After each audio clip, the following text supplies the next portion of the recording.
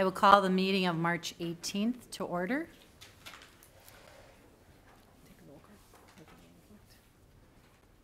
Let the roll reflect that all the council are here. And we'd like to stand and look to our flag and say the Pledge of Allegiance. I pledge allegiance to the flag of the United States of America and to the republic for which it stands, one nation, under God, indivisible, with liberty and justice for all.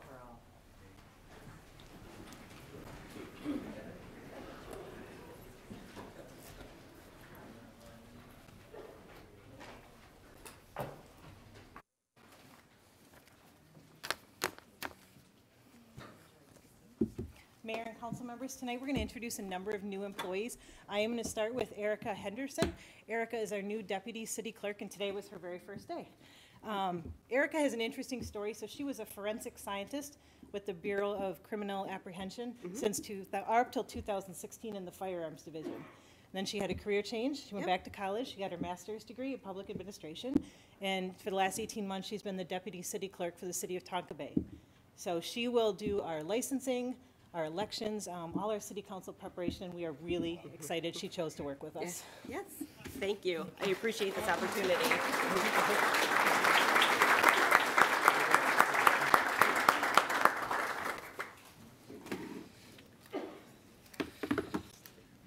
Mayor Fassbender, city council members, I'd like to introduce you to Joe Saski. Joe is one of our newer full-time firefighter paramedics. He was born and raised in Hastings and a proud graduate of Hastings High School, class of 2012. He earned his fire science degree at Hennepin Technical College, and then he became a paid-on-call firefighter with the city in early 2017. At that time, he also started paramedic training through Hennepin County Medical Center and then became a full-time paramedic with them prior to becoming a full-time firefighter paramedic with the city of Hastings.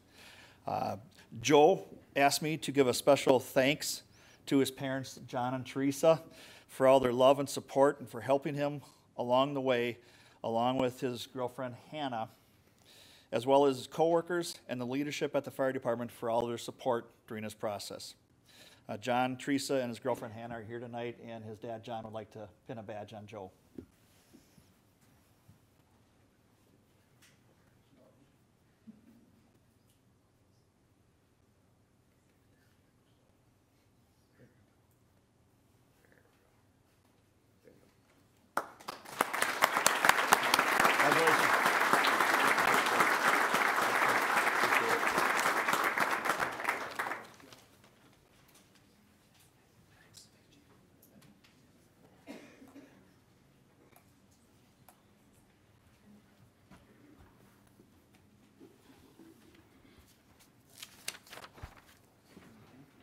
Mayor Fassbender, council members, city staff, friends, and family, welcome tonight to this special occasion. Tonight, I have the honor of promoting one police sergeant, introducing 3 new officers, and swearing in 1 new police reservist. Hastings Police Department is committed to hiring and retaining only the best. Those before you tonight are no exception and have earned their place in the ranks of the Hastings Police Department. What I'm going to do is I'm going to introduce each one by one, give you a little, just a real short bio. Then the city administrator will step forward and swear all of them in at one time. There'll be individual badge pinnings following that, and then hopefully a photo opportunity with the council. First, Sergeant David Bauer. Sergeant Bauer was promoted on January 20th of this year. He's replacing the vacancy that we had from Sergeant Wayne Hicks, who retired in September.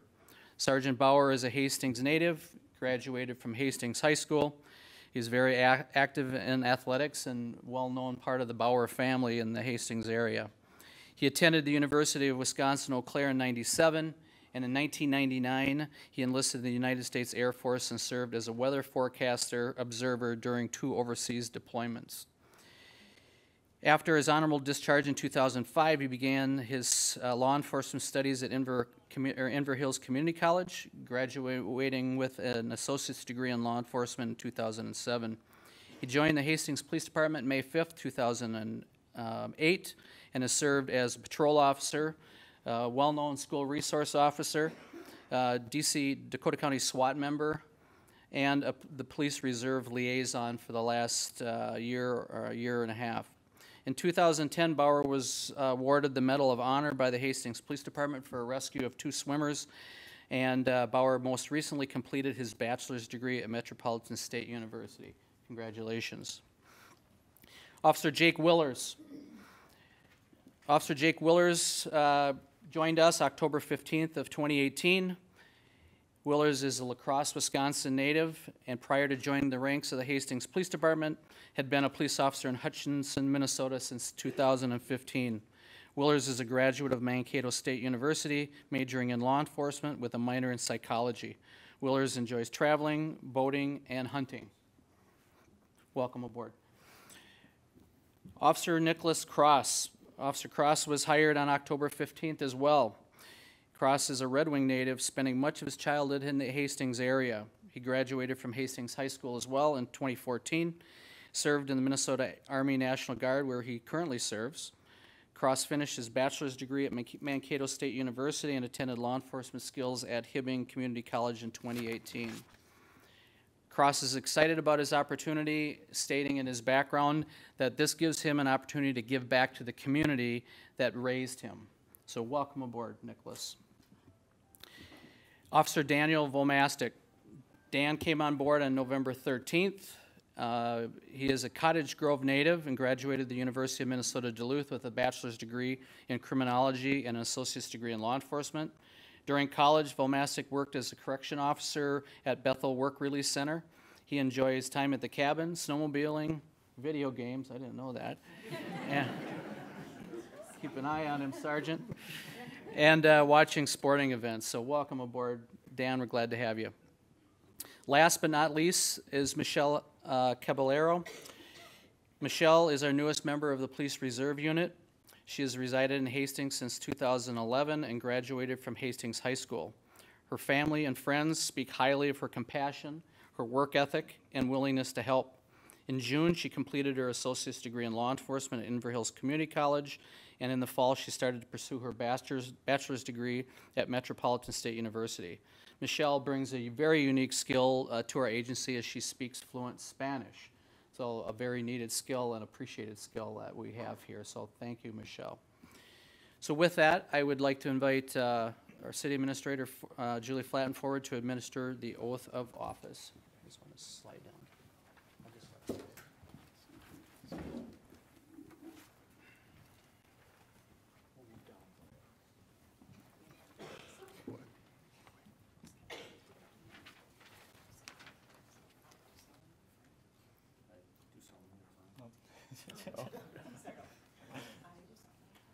I do solemnly swear that I will support the Constitution of the United States of America, Constitution of the State of Minnesota, and the ordinances of the City of Hastings, counties of Dakota and Washington, and the State of Minnesota, according to the best of my judgment and ability.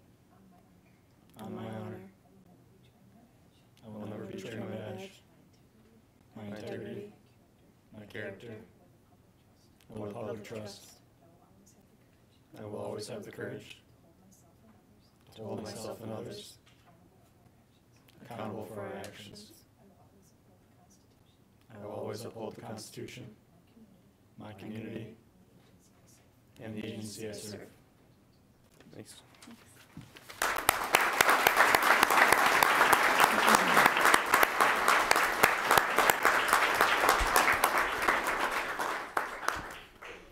Congratulations once again. One of the most well-known symbols of policing is the badge. The badge is a symbol of trust and authority given to them by the City of Hastings. With this issuance, we pray that you will serve a long and safe and successful career with our city. Pinning the badge for Sergeant Bauer is his wife, Laura. If she would step forward. You want to step out front? That'd be good.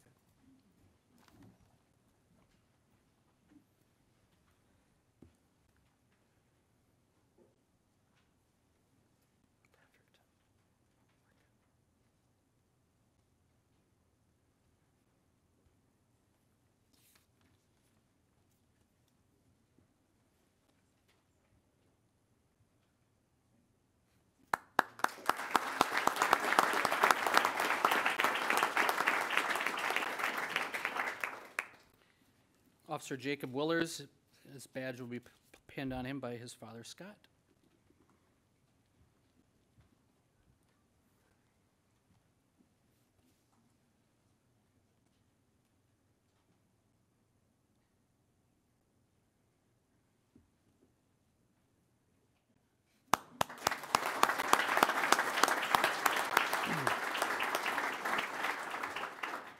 Nicholas Cross, badge will be pinned on by his girlfriend, Melissa.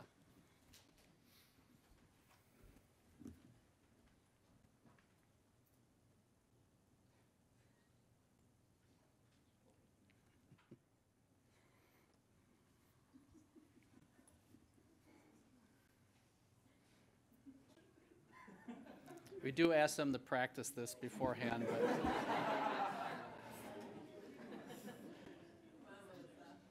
that's all right. There you go. There you go. Good job.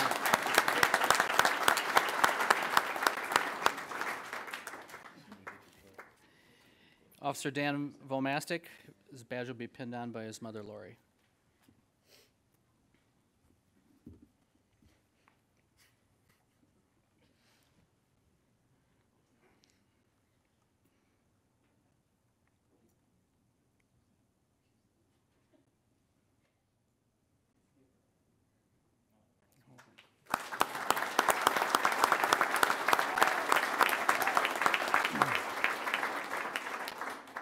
And last but not least, Michelle Caballero, badge will be pinned on by her father, Miguel.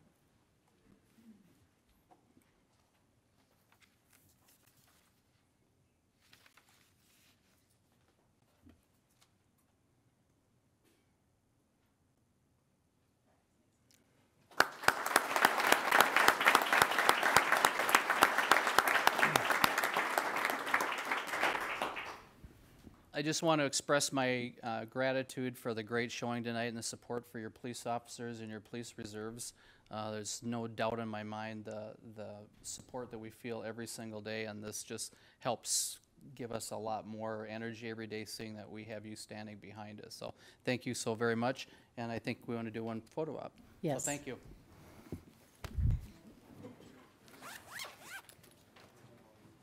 We just go. No?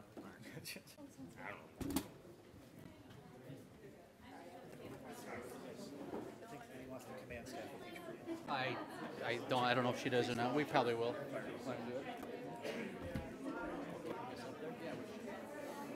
Are we in there?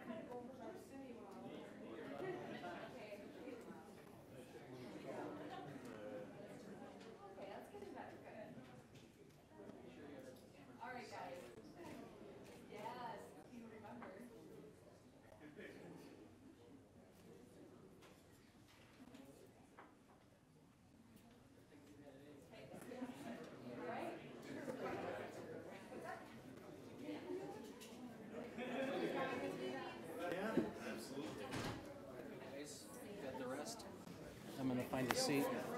Thanks. See you tomorrow. Oh, you're going to be late, right? Yeah, I'll be in about 8:30. Take your time. Enjoy your time with your son. Thank you. Oh, okay, perfect, perfect.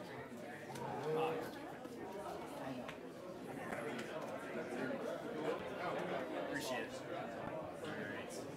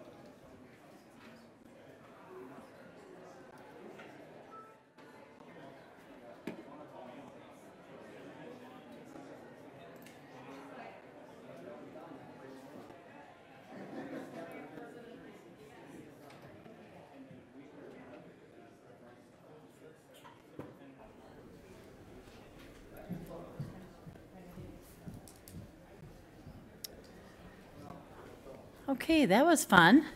Very exciting for all of the new people, so. Council, we will have the approval of minutes. Are there any corrections to the minutes of March 4th meeting? If none, they are approved. We will take comments from the audience. Now, this is the portion of the meeting that you can come up and speak to the council, but it's not in regard to the public hearing we're having tonight or anything that's on the consent agenda. So if there's anyone else here that would like to speak to us other than those items, please step forward, state your name and your address. Seeing none. Council, are there any items to be considered? Seeing none, we will move to the consent agenda. Council, I will accept a motion to approve. Councilmember Balsonic.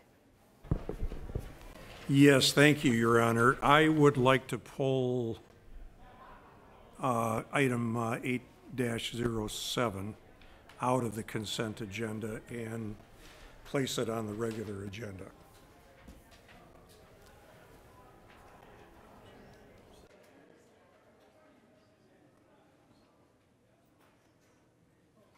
Okay, we'll move this to item 2 under administration.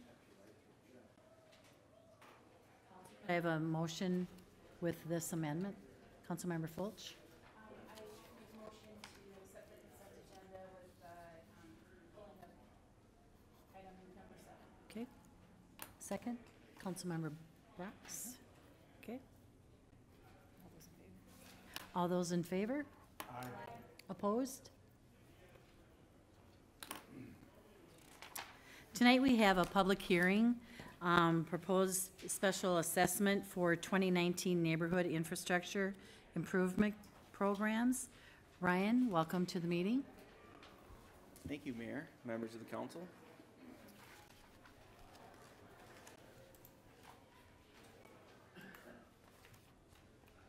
All right. Okay, so yes, tonight we're here to discuss the 2019 neighborhood infrastructure improvements. We're at the portion of our process here that we're going to discuss the assessments tonight and conduct an assessment hearing. So just a little background from the last meeting when we talked about the proposed improvements. The project consists, in 2019, the project consists of 2 areas. The area 1 is the Lewis Lane neighborhood just east of Dakota Pines Golf Club. And area 2 south of the river is what we're calling the Vulcan Drive and 31st Street neighborhoods. As you can tell on this map, the color of the segments identify the street improvement types. So the green is the street reclaimed areas, and the orange is this full street reconstruction areas of the project. The total project cost of those combined street areas is about $4.2 million. Nearly $1.4 million is bonded debt.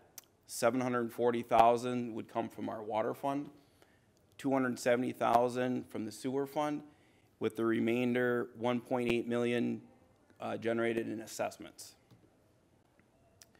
The assessment rates, we go through a process to determine what those are and what they are recommended to be. That process starts with hiring an independent appraiser. They prepare an appraisal report. This year we hired BRKW. They looked at the property value prior to the proposed improvements, and then they looked at the property value afterwards. And with that, they prepare an assessment report and a range of benefit for us to consider. These are the results of the appraisal report. So they provided a range or a reasonable valuable benefit range. They separated that by improvement type and property type. So as you can see in the slide, they gave us a range from $81 to $91 per front foot benefit for the reconstruction areas where there's not existing modern curb there now. They gave a range of $73 to $83 per front foot for reconstruction where there is modern curb there now. They also gave a range of $58 to $60 per foot for the reclaim areas that are a single family home or an apartment, and then a range of $69 to $79 per front foot for a reclaim in front of a twin home property. So just to kind of relate these to something of recent times, in 2017 and 2018, the adopted reconstruction rate was $84.85 per front foot. That was similar to the reconstruct with no existing modern curb range that you see here. That's what we did in 2017 and 2018. So diving a little bit deeper into our assessment policy, the policy is identified in our ordinance, and in our ordinance, it has us determining the assessment amount based on 90% of the appraised benefit. So we take, to determine the assessment amount, we take the rate that's adopted and we multiply that by the property frontage along the street. We do that for all the lots except for irregular shaped lots or lots around a curvilinear portion of a street or around cul-de-sacs. For those lots, if you can imagine, it's difficult to take a pie-shaped lot that may be greater in depth or narrower in the front and equate that to the same value as somebody that is just a standard box lot, if you will. So we take an adjacent property in the neighborhood and we make a reasonable comparison and we look at fairness given the lot size differences. So we try to equate property size to each individual property and we sort of normalize those irregular shaped lots into a fair and comparable size comparison. For corner lots, these are lots that have improvements on two sides in the project. And what we do for assessments there is the rate on the long side actually gets a 25% of the frontage reduction. On the short side of the property, that's 100% times the front foot. So it's a way to kind of recognize having two sides of a street improved during the same project year. So taking the policy parameters and taking the assessment appraisal the appraisal rate study that we had done, staff recommended assessment rates that were supported by the operations committee of the council to be as follows. So area 1, we have reconstruction, and there where we have existing curb that's not modern, The rate is proposed at $77.40 per front foot. For the reconstruction areas where the existing curb is modern, we have a assessment rate of $70.20 per front foot. For the reclamation areas, $56.70 per front foot. And then moving over to area 2, where all streets have the proposed reclaim, single family and apartment home or property types have an assessment of $56.70 a foot, similar to area 1. And then for twin homes, the proposed assessment rate is $66.60 per front foot. And again, we take these and compare them against our recent adopted assessment rates. And that was $84.85 a front foot. So moving on into the payment of the assessments, the payments are accepted beginning October 1st, 2019. So we will send out an assessment statement again about that time, month ahead of time or so. We don't accept any assessments payments up until that time. Partial payments are accepted. We oftentimes get that question. But yes, partial payments are accepted. Any amounts after the November 30th date are then certified to the Dakota County property taxes with a $50 fee. If the assessments are paid off in full before that November 30th date, there's no fees or interest charge. And then if the assessments do roll over into the Dakota County property taxes, there's a 10-year payoff period. That begins in spring of 2020. The interest rates for this 10-year financing period is typically between 3% and 5%. Recent years have been around the mid-3s. So running an example through here for a property, an average standard property of 86 feet wide, taking an assessment rate where we have modern curb that we're replacing in a full reconstruct at $70.20 per front foot. Multiplying that together would give us an assessment amount of about $6,000. If that's paid through the Dakota County property taxes, that $6,000 over 10 years would be about $600 annually. And then you have to add interest into that at estimating at this time 3.5%. That 3.5% equates to about $211 in that first year. So the total annual installment, at least starting at that first year, would be $815 for a property. Obviously, it would decrease each year thereafter with the interest coming down. But if, for example, if the assessments are escrowed in your mortgage payment, that would break down to about $68 a month. So the project was prepared and procured with the ability to accept financial aid. We do that in order to provide assessment abatement to the residents. The assessment abatement comes from the Community Development Block Grant, or the CDGB program. It's depending on income qualifications. So we'll also send out a mailing to all the property owners in the end of the project timing or late summer. That'll have a lot more information on this packet and of application. The applications, as they'll note on them, are to be returned to Dakota County, actually to the CDA, the Community Development Agency. They'll be doing the review and they'll check the qualifications. And the program works such that we either have full abatement if you qualify, or for those that don't qualify, you can also potentially qualify for partial abatement. If funds are left over, then there'll be a partial abatement distribution based on prorated percentages. So with that ends the presentation. I'll turn it back to the council for any questions or to conduct the public hearing. Thank you, Ryan. I will now open the public hearing.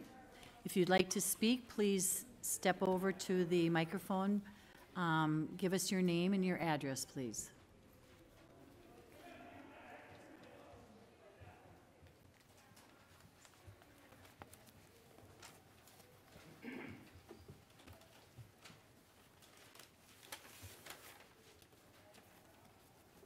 Good evening. Go ahead, Mayor. Sorry. Good evening, Mayor Fassbender and City Council. I'm here. My name is Shelley Rohr, and my address is 2420 Southview Court, and we are in the taxing area number 1 under the proposed special assessment. Pursuant to the notice of public hearing, we are required to file our objection to the special assessment prior to the council voting on the rolls. So I can take those right now and present those either to the mayor or Ms. Flatten at this time, if that's acceptable. This one too. Is that your objection? Objection. Does anybody else have written objections they wanted to file? Shelley, could you note on the file who's presenting it if it's not Sure. I'm sorry, I can't their read. signature on each? Frank Sieben is one. Christopher Hornish. James and Shelley Rohr. Bob and Jody Kleiss. And you have your own here. And Teal and Pam Gergen.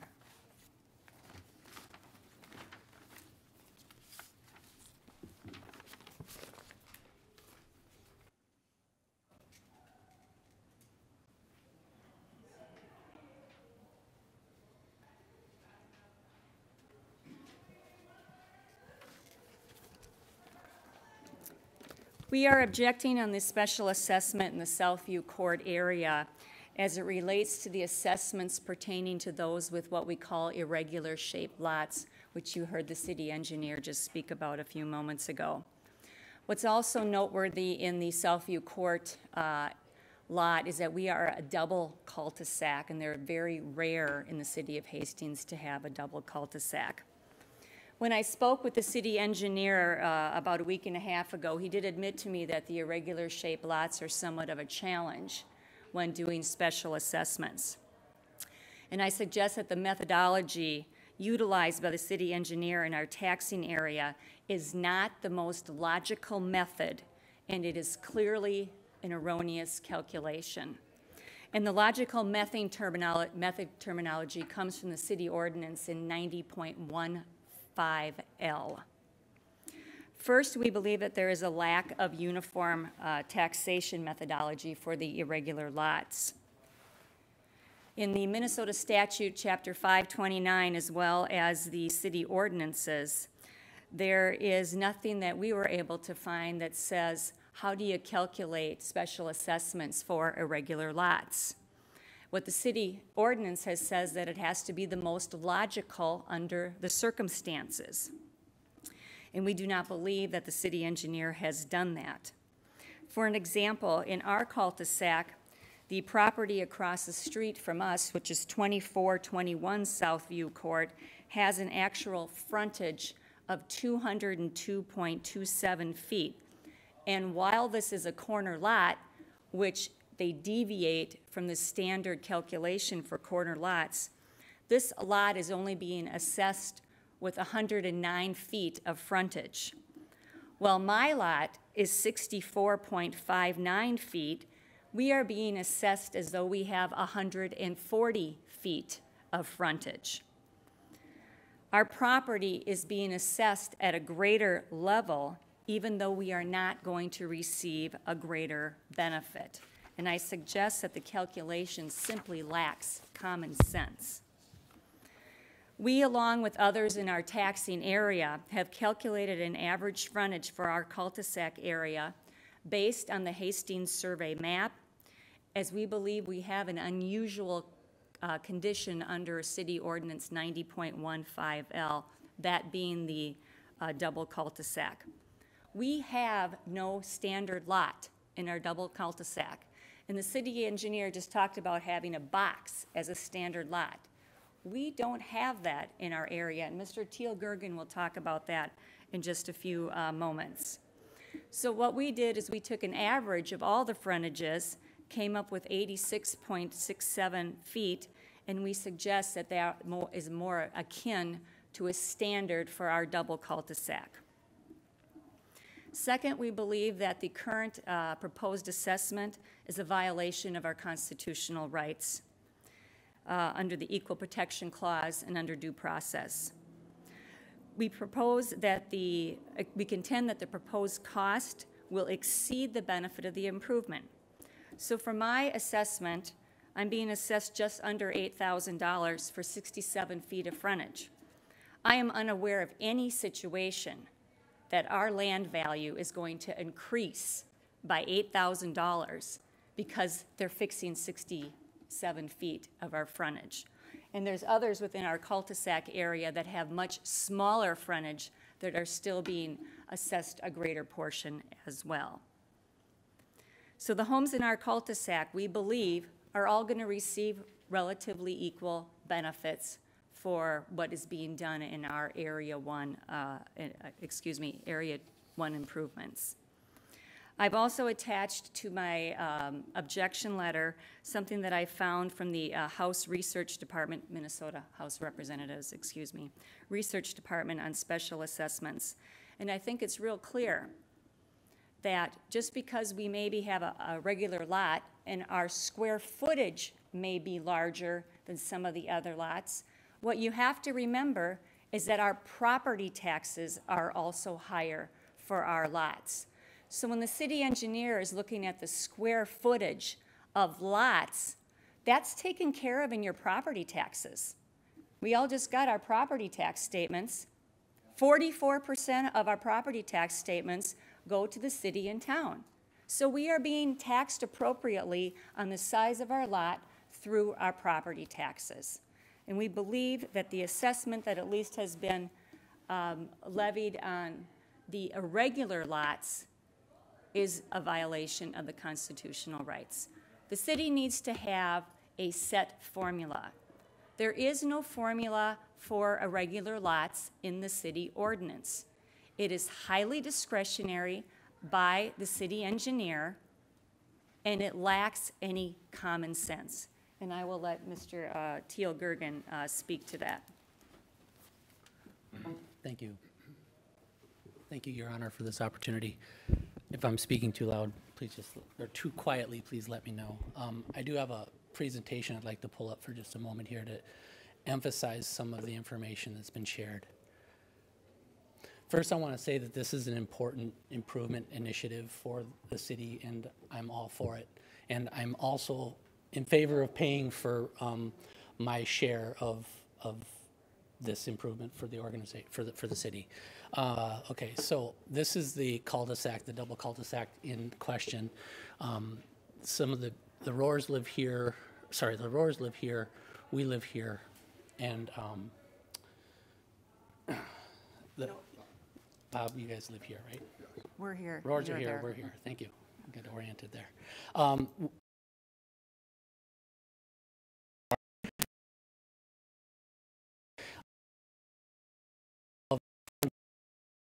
The properties that are in 6-7 feet. That this is what for my 5 feet when I have 53 feet. Turn 50 if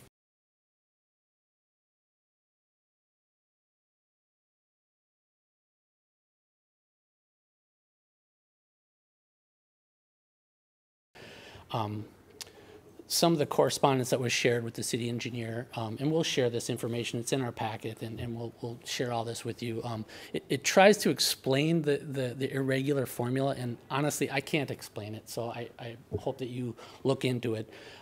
What we're more interested in is what are the facts and what's the definition of standard. So standard, by definition, is average. So the code, the city policy, this is the actual information from 90.15L.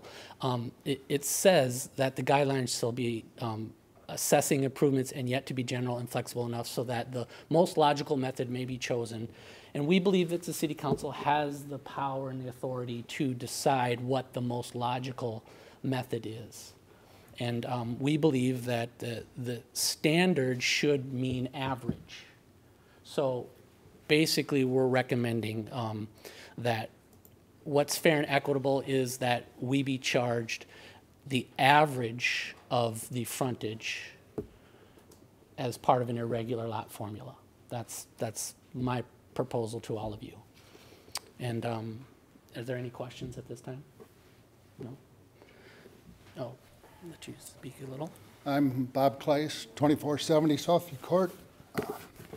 I have the smallest frontage of anybody, and I'm 277% of what I should be paying 277% of what I should. My value is 40% more than my neighbors. I don't think I'm going to see that benefit. I just think the calculations are wrong. Thank you. Thank you.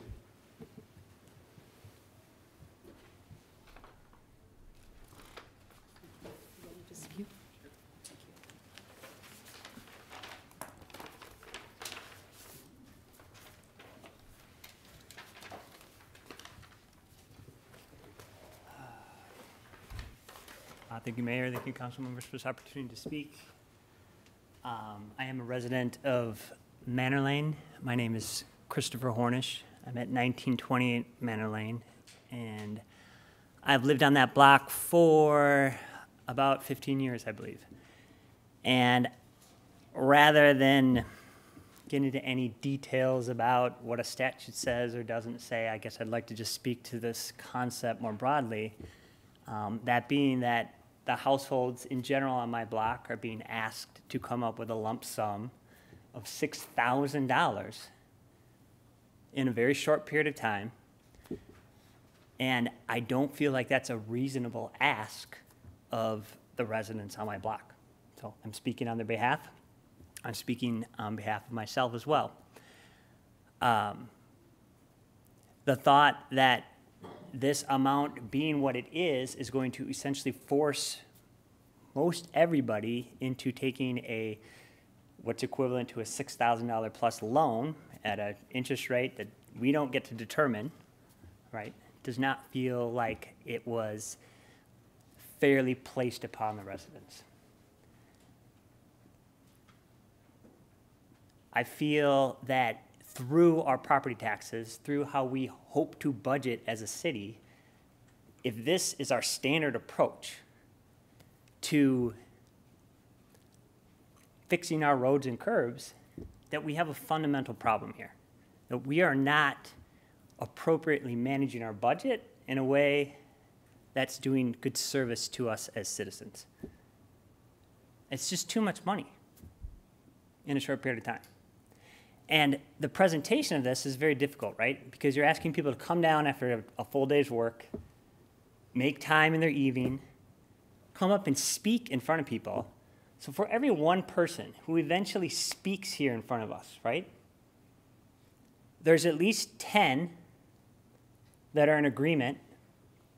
There's at least another times 10 that are in agreement, but wouldn't come near this podium to speak out. Right? It's not a very collaborative, it's not a very cooperative approach. And I don't know what's been done in the past, because I went and read the assessment, and it's 50 pages from the state, and it says that you can't charge more than what your perceived property value will be increased by, but there's no calculation for it. It's arbitrary and ambiguous. How do you know? Right? How do I know I'm going to get $6,000 worth of property value out of getting a new curb?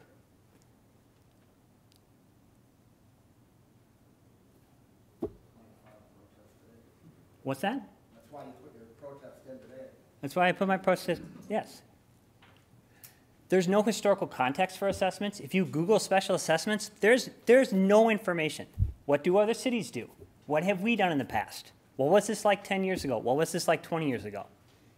If I came to each of you and I asked for $6,000 from you, right, and I had the authority and the power to extract it from you, wouldn't you want some due diligence? Wouldn't you want an understanding around why you're being asked to provide that money? You're all citizens of Hastings. I feel like we're on robot mode here. If we're just going about this year after year after year, and we're not asking ourselves, should we do this better?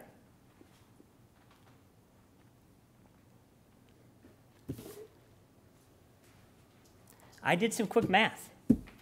I got a math degree. I wanted to know, what would it cost to lay down some asphalt on my driveway? Okay, homeadvisor.com. I don't know if it's valid or not. It's the first thing that came up. $3 to $4 a square foot, okay, to put some asphalt down. I'm assuming we're putting asphalt down on the street. Is that true, Ryan? That's correct. Okay. So I did some quick math. I think the street's maybe 15 feet wide. I think we're about 2 football fields long. So 600 feet long, 15 feet wide, $3 to $4 per foot, per square foot. Anybody got a calculator? I came up with something like $108,000. Okay? $108,000. If I take $6,000 and I multiply it by 18 lots, and that's only 40% of the cost, right? I come up with a number for one block around $240,000 to put a curb and some asphalt down. That's not $3 to $4 a square foot. It's not even close. It's not even close. And that's just simple. It's simple math. If I can hire someone to pave my driveway, presumably, we can get roughly the same price to pave the street. I don't see how the math adds up. So I have no context for what this looks like prior to last year. I have no context for what this looks like across other states, across other cities. I can't get to the cost. I can't get there. We have our formulas that show how we came up with it, but I can't get to it. I can't justify the labor and materials to equal that amount of money.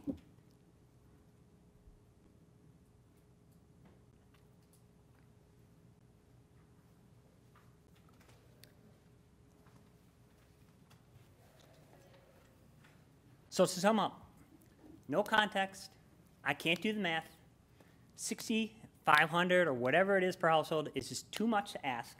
It's not reasonable for a middle-class household to put together that amount in short term. And lastly, I can't justify whether or not I'm actually going to get this property value back out of my house. I have a single-car garage. I have a 3-bedroom, 1.5-bath house. The true market value has done nothing over 15 years. It's gone way down, and it's come slightly back up. Nothing. And now I'm being told because I get a new curb and a street that is neglected, I'll admit that. I want the project to happen. But if we can't afford to do it as a community without asking this much money, then maybe we need to slow down, or we need to reevaluate our priorities and make sure that the city as a whole can fund this in a better way. And I'm here today because it's impacting me, right? And you have to stand up for when things come at you. You have to try to voice your opinion and address the things that are coming at you. Because you can't field everything, and you can't speak to everything. But today, this month, this year, this is impacting me, and it doesn't fit. It doesn't make logical sense. So on those grounds, I'm objecting, and I would appreciate careful consideration of that objection, and I look forward to seeing how that process carries out. So thank you for the opportunity. Thank you. Thank you, guys. I'm Frank Sieben. I live at 2925 Highview Knoll. It's a cul-de-sac off 31st Street. My front footage is 40 feet. My assessment's $6,700. Now, I'd like to see this assessment done where we average the length of the cul-de-sac and divide that up. There's 4 lots on that cul-de-sac. That should be divided up into that front footage. Just by the square foot, I'm just reiterating what they said.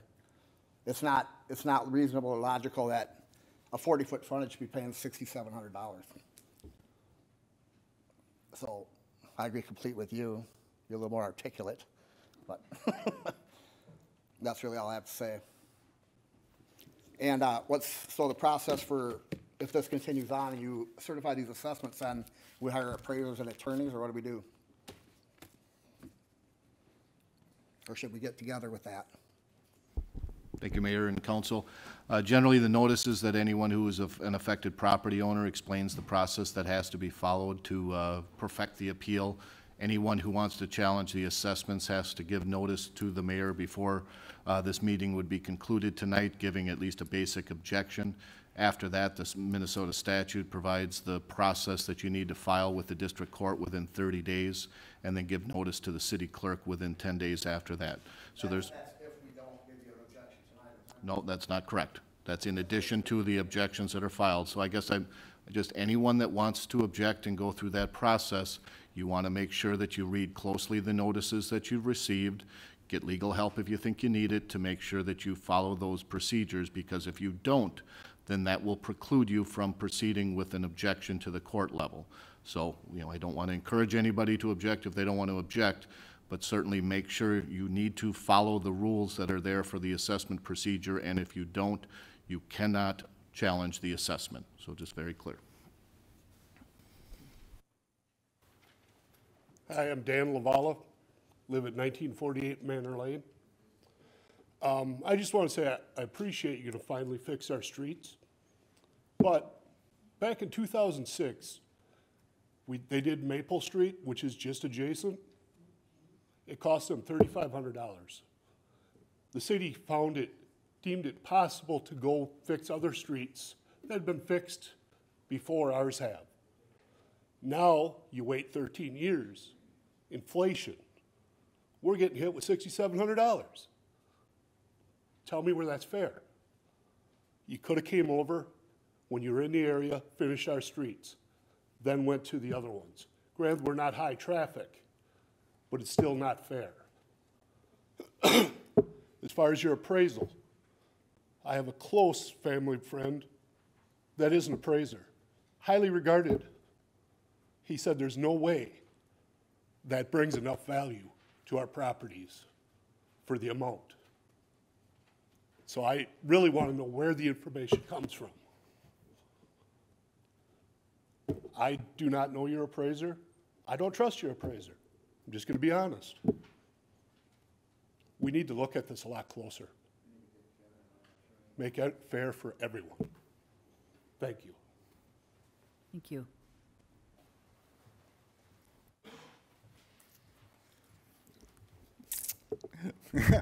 Hi, Mayor Fassbender and City Council.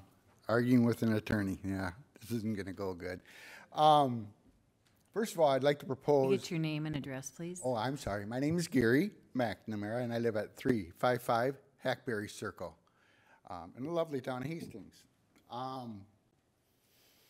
First of all, I'd like to propose that we shelf this vote thing for the time being, to let people collect their thoughts and listen to Dan and find out what our options are, more right or more better, just get a better understanding of the whole process. Like Christopher said, $6,500 or $6,000, yeah, it's a lot to throw on the average working stiff in a very short period of time. I don't agree with that thought or that logic.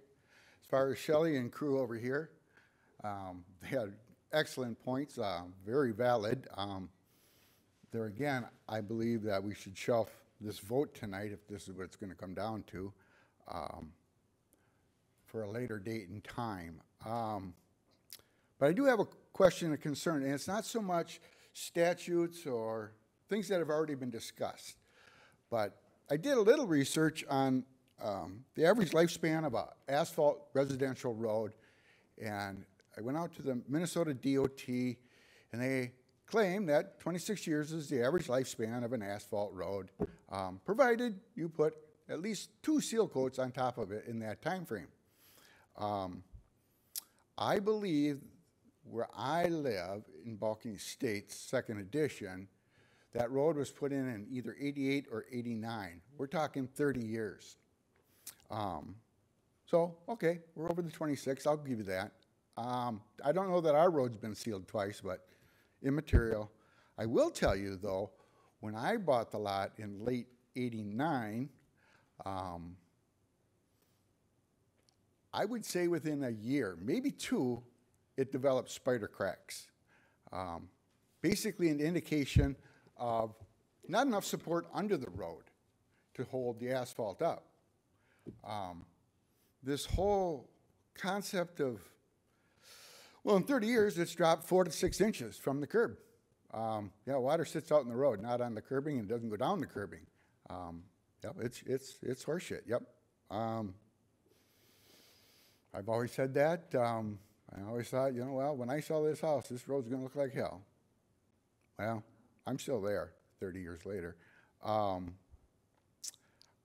I believe and I trust my government to, you know, when a road is built, it's built by a standard that is agreed upon by most all cities of the Minnesota League of Cities. And I don't believe that road was constructed properly. I also don't believe if it was constructed properly, it wasn't inspected properly. There is no way in hell. Because if you understand how a road is built, or a house for that matter, you have to have a solid foundation. And if your substructure is not equivalent to what the standard is, I don't care how thick you make the road, it will fall apart. Our road is one of them. There are many roads in Hastings that are falling apart. Somebody's not doing their job, but maybe that's just the way it goes, because they figured, well, we'll assess them 30 years from now, and whatnot. For a curb, I don't know if you understand how a curb is built, but they are a foot thick underneath the flat part, not the rise, but the very flat. It's a foot thick. There's a lot of concrete in there. How in the hell does that fall into the ground if the substructure is proper, if the material is proper, if the installation is proper?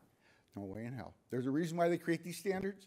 These standards are proven, and if they're not met, curbs are going to fall, roads are going to sink. And that's what we have where I'm at. And I know it's elsewhere in the community. There's a lot of roads out there, 30 years old, and they're junk, absolute junk. They're building them today, and they're junk. So I would recommend that whoever's in charge of inspecting said roads get their shit together and start doing their job. They're getting paid to do it. I don't appreciate that one bit. I do want to reiterate one more time, this vote should not be held tonight, and it should be shelved until further time when people get a chance to at least absorb what's happening here.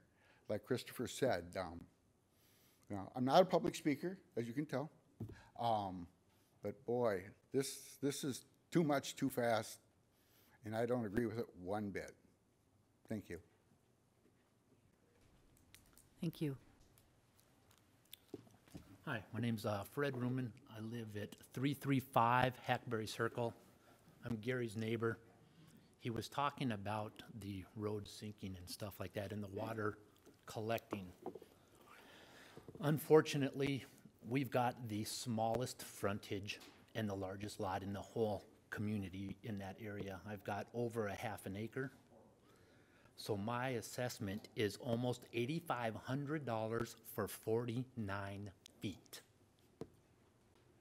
A couple things I'd like to know is what exactly is going to be replaced, because the way that our road has sunk, that does not drain, it sits in my driveway. So for the past, we've only owned the house for 8 years. For the past 8 years, every winter, this water sits in our driveway, freezes and thaws, freezes. Ours, if you look at my skirt that comes up into my driveway, I apologize if I'm not calling it the right thing, it looks like it's exposed to aggregate because of the amount of freeze and thaw, freeze and thaw. What's happening now is all that water is starting to get underneath the rest of my driveway, and now my whole driveway's cracking. That's my deal, unfortunately. But I would like to know what exactly is gonna, are they gonna replace that skirt that goes into my driveway? Am I gonna have a beautiful curb, all 16 feet of it, and my, whatever it is, or 18 feet of it, and my 30-foot driveway or 20-foot driveway, whatever it is still gonna look like a exposed aggregate? I'd like just to know some of these, a better detail on exactly what this is gonna benefit me, is all I'd like to know. I mean, like I said, I didn't come as prepared as everybody else. I was kind of taken back, and like I said, 49 feet for almost $8,476. I'd like to know if anyone else in here has one that big. I mean, like I said, we pay a ton of taxes on that property, and to be popped with another one this quick is tough. I thank you for your time. Thank you. I just have a couple things to add. I have 47 front footage, and my assessment is $7,300. I also want to say, I don't think the benefit is there. I worked for Dakota County for 17 years, both residential and commercial appraisal. And at no time did we add any value for improvements to land value, or at no time did we reduce land values due to deteriorating roads. So I don't think the benefit is there that you're saying it is. You can do anything with an appraisal. You can make it look like anything. It's an arbitrary number that he came up with. I could do an appraisal and say it's worth 0. It's whatever the person wants to say, whatever they're hired to do, that's what they do. Thank you. Thank you. Hi, Todd Herbst, 3275 Lester Avenue. I was here last meeting asking about why the corner lots that aren't any bigger than the lots that are inside, why they pay $2,000 more than my next door neighbor. Also to go with this other fellow that's talking about the large amount of money in a short amount of time. To get a $50 fee on top of that, I see, if you don't pay the full amount by that, I think is kind of an insult. And also, I don't know if you pay a partial payment, does that get rid of the $50 fee? I mean, is that only standard if you get the whole amount put in? Mine is $7,300. There's nothing special about where I live. My house is just as nice as my next door neighbors. They just happen to be on a corner lot with 2 roads that both need to be replaced. So, again, I am not as prepared as a lot of these people are. I was not aware that we needed to have a written proposal in tonight if we objected with anything. I would also be in favor of this being pushed back, at least if it's a month, so people have time to get their ducks in a row. Haven't been able to talk to any of my neighbors because they've been on vacation, but that's just my thoughts, so thank you. Thank you. Mayor, Council, I'm Bruce Ganwood. I'm in Area 1, live at 1895 Lewis Lane. I have a corner lot, which they assess both sides. The square footage of the lot, the shape of the lot's the same as all of my neighbors. And the project is different on each side. One side gets a total road rebuild, a new curb and gutter. The other side gets scraped and a new layer of blacktop laid down. Keep the existing gutters. So one's reclamation, one's total replacement. I'm being assessed over $7,500 for my lot. I haven't done a whole lot of math on that, and I'm not as prepared as some people, but I did prepare an objection to it, so whoever the presiding officer that gets this.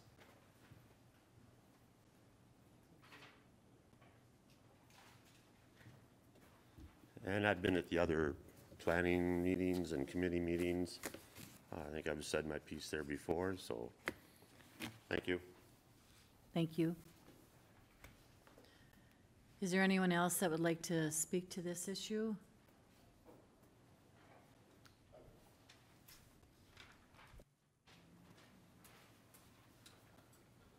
Good evening, Madam Mayor. My name is David Gringo with 705 Balkan Drive at .2, I guess, or Lot 2. I will not revisit my last objection to my 160 feet. However, when we're taking a look at the assessed increase or the valuation increase, when appraisers come up with evaluations for properties, they look at properties surrounding those properties that are in there. If I have a brand-new house living next to me, that would obviously increase my property. If I have a real pile next to me, it's obviously going to decrease. You're only doing 160 feet. I asked for a line item on that 160 feet to be removed from this because all the properties next to me are now going to have old asphalt that's going to be going on down, and that's going to be replaced 10 or 15 years down the road from now. I don't know how many of you that have actually personally come out to the Bolkin Drive area and driven down those streets, but I can tell you from Hackberry down to Bolkin Drive, down going to Cannon Street, Cannon is a complete disaster.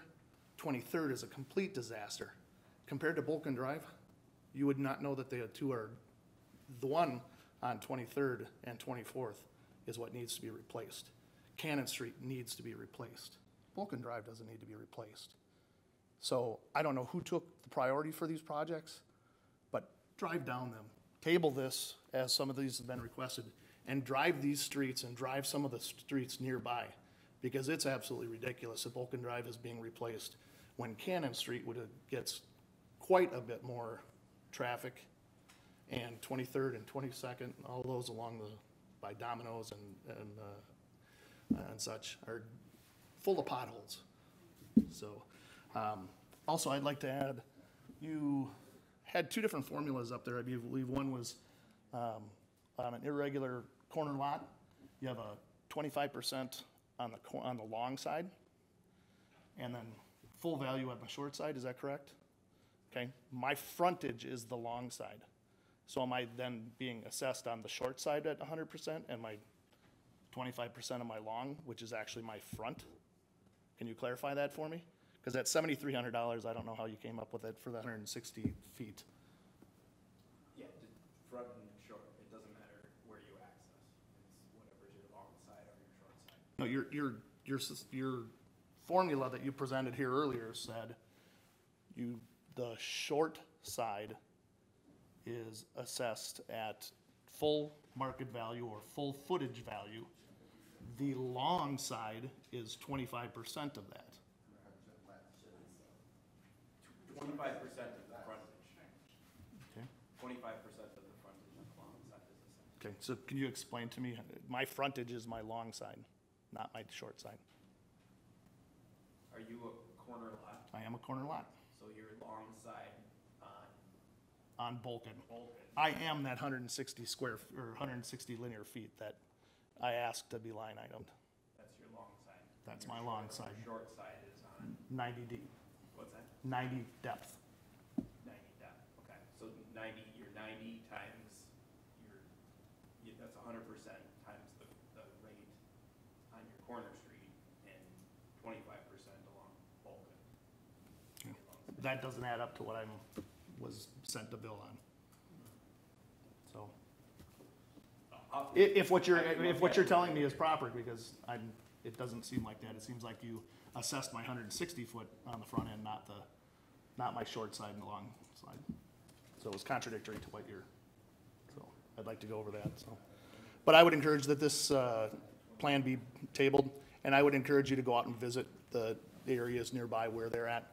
Like I said, I think it's ridiculous. The Cannon Street and 24th and 23rd are being overlooked when I'm driving like this to go through around the potholes. So, thank you. Thank you.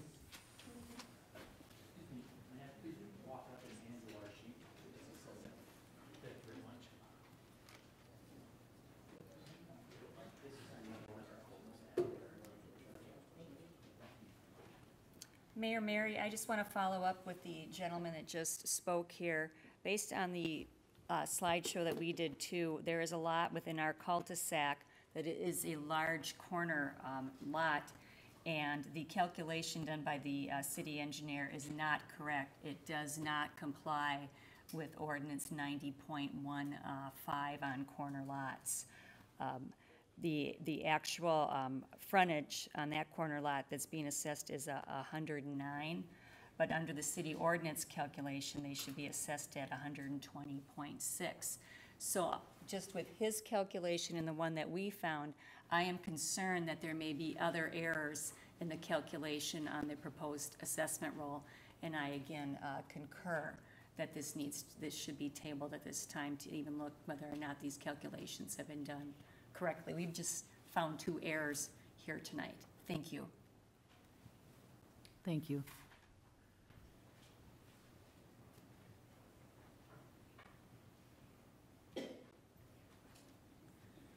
Mayor Fassbender, City Council members, I'm Jewel Pickard at 570 Whispering Lane, and you probably wonder why I'm talking, because I'm not in the area. But as a point of reference, I'm in a condominium building with 24 units, and a few years ago, they did our road, and they assessed everybody about $900 for each of those 24 units. And I'm just bringing it up as a point of reference since everybody is speaking to how the calculations are made. None of us understood that at the time either, because we didn't have much frontage. I don't remember what the exact amount is right now, but we really don't have much frontage. Our property goes deep, but we don't have much frontage on the road itself. But yet, when you consider $900 for at least 24 units, that's almost $24,000 for just the same little spot. So I'm just bringing that up as a point of consideration. If you're looking at how things are calculated, you might want to look at apartment buildings and condos too, to make sure of how that fits in with everything. Thank you. Thank you. Is there anyone else that would like to speak? Anyone else? We'll close the public hearing.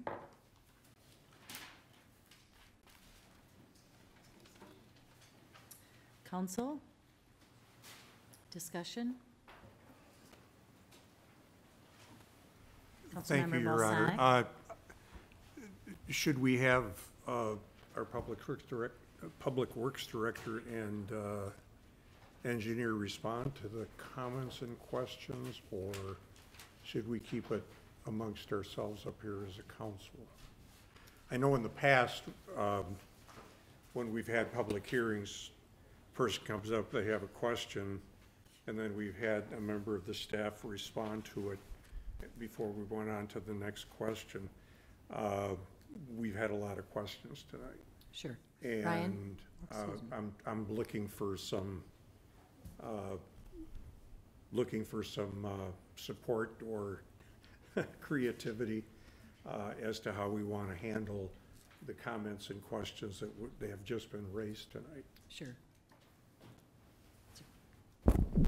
Thank you, Your Honor. Yeah, I have no problem with that. I think they certainly should have the opportunity to speak to some of the things that were brought up, since they are the subject matter experts, and if you're willing, I'm more than happy to have that. Ryan, if you're willing to speak?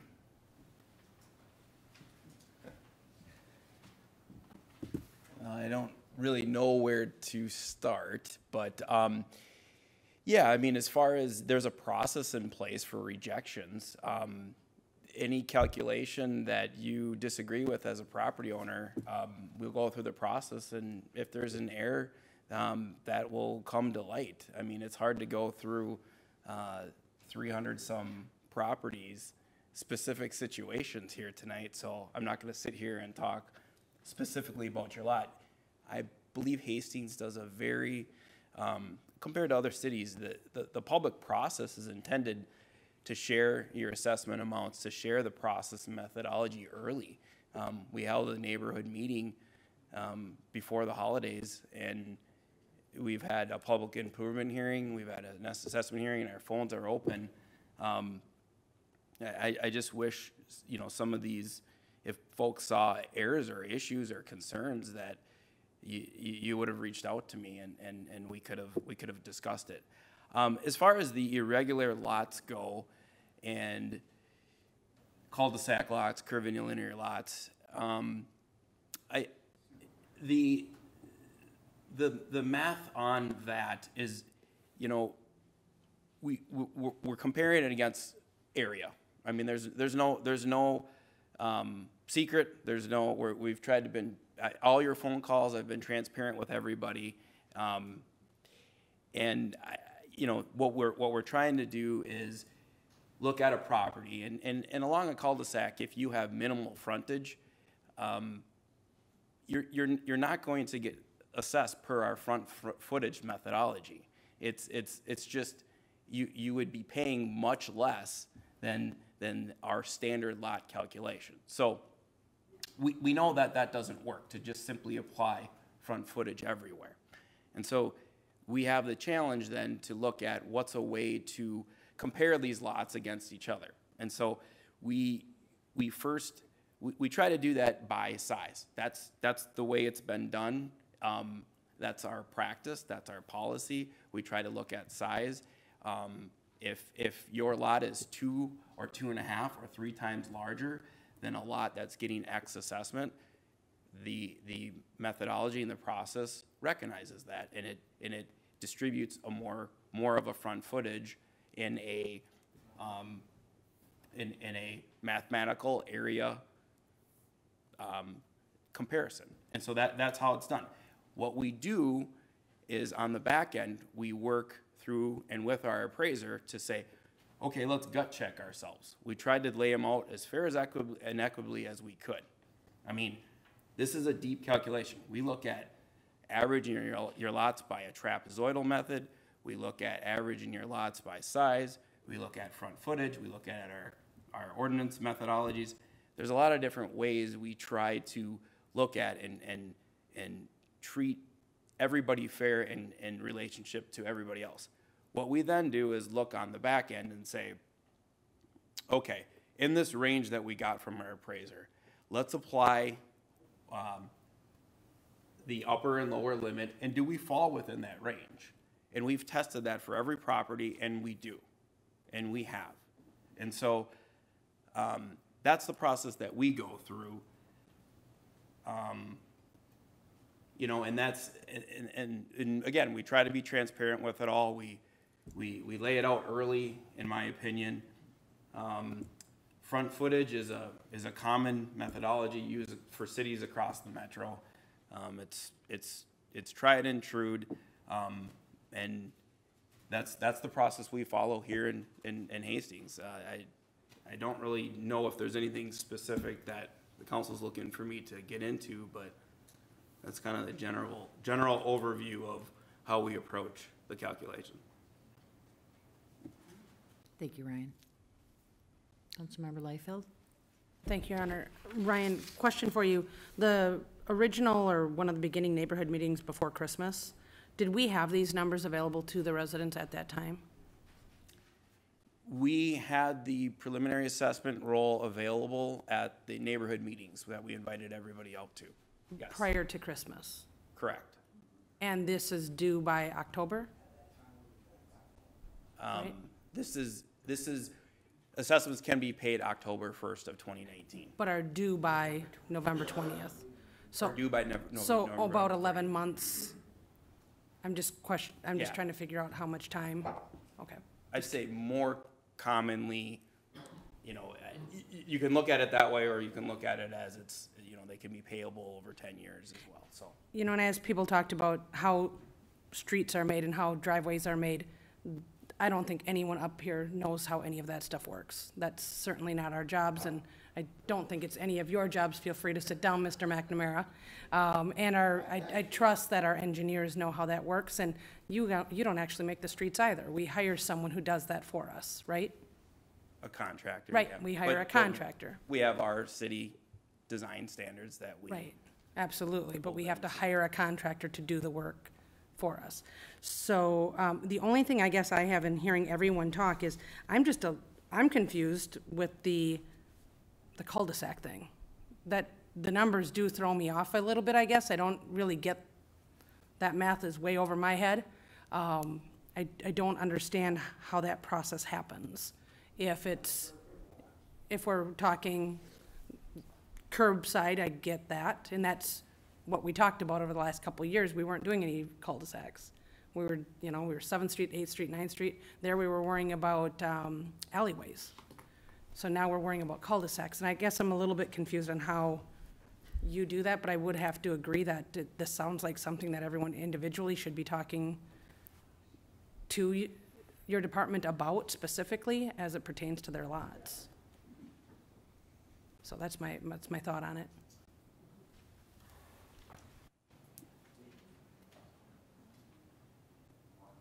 Mayor, there were a couple questions that were some specifics about what types of work will be done, specifically in improving the skirt or the areas around a driveway. I thought that would be an applicable thing for the engineering staff to talk about. Also, there was a question on the $50 assessment, if you could explain that that is assessed by the county and that's really out of our hands. Those were two specific questions I noted here that have not been addressed. Yeah, regarding the street improvements, and I believe it was in a reclaim area. So regarding what our improvements will be in a reclaim area, we go through and we identify any settled curb, cracked curb, displaced curb. If that curb is also contiguous with an apron, a driveway apron at the end, and if it's cracked, busted up, holding drainage, that will be removed completely and that'll be replaced. We've calculated all the design grades to make sure we have our 0.5% or greater to drain to the nearest catch basins. Some locations, those catch basins aren't there. We're installing catch basins to receive that water. Once the curb line is fixed and we have acceptable grades, we come in with the reclaim machine, or through the process, we bring the reclaim machine. We've tested all the thicknesses of the blacktop and the gravel surfaces. We've tested the subgrade. We know the strength of the soil. We know we have the material there to do a homogeneous reclaim. So we'll go through that process. We'll shape the road with a proper crown to get the water from any point in that street out to the curb line. Then we'll put our 2 layers of new blacktop down along the whole process, also doing material testing and doing roll testing or density testing by our inspectors, and we hire an independent soil testing company and that tests the soil, tests the concrete strength, tests the bituminous compaction.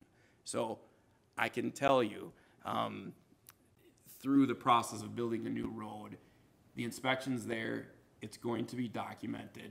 The results are gonna all be passing. If it fails, it's gonna get redone, probably on the contractor's dime if it's their issue. If we run into a failing subgrade test, we have line items in the bid that we can go and correct that soil, put it in engineered soil. So we do know how to build roads. We have the standards in place, and I can tell you that we'll follow it. They're all falling apart. Just speaking to this project here right now. I have a question for you, sir, and it's, Well, the hearing is closed, Your Honor.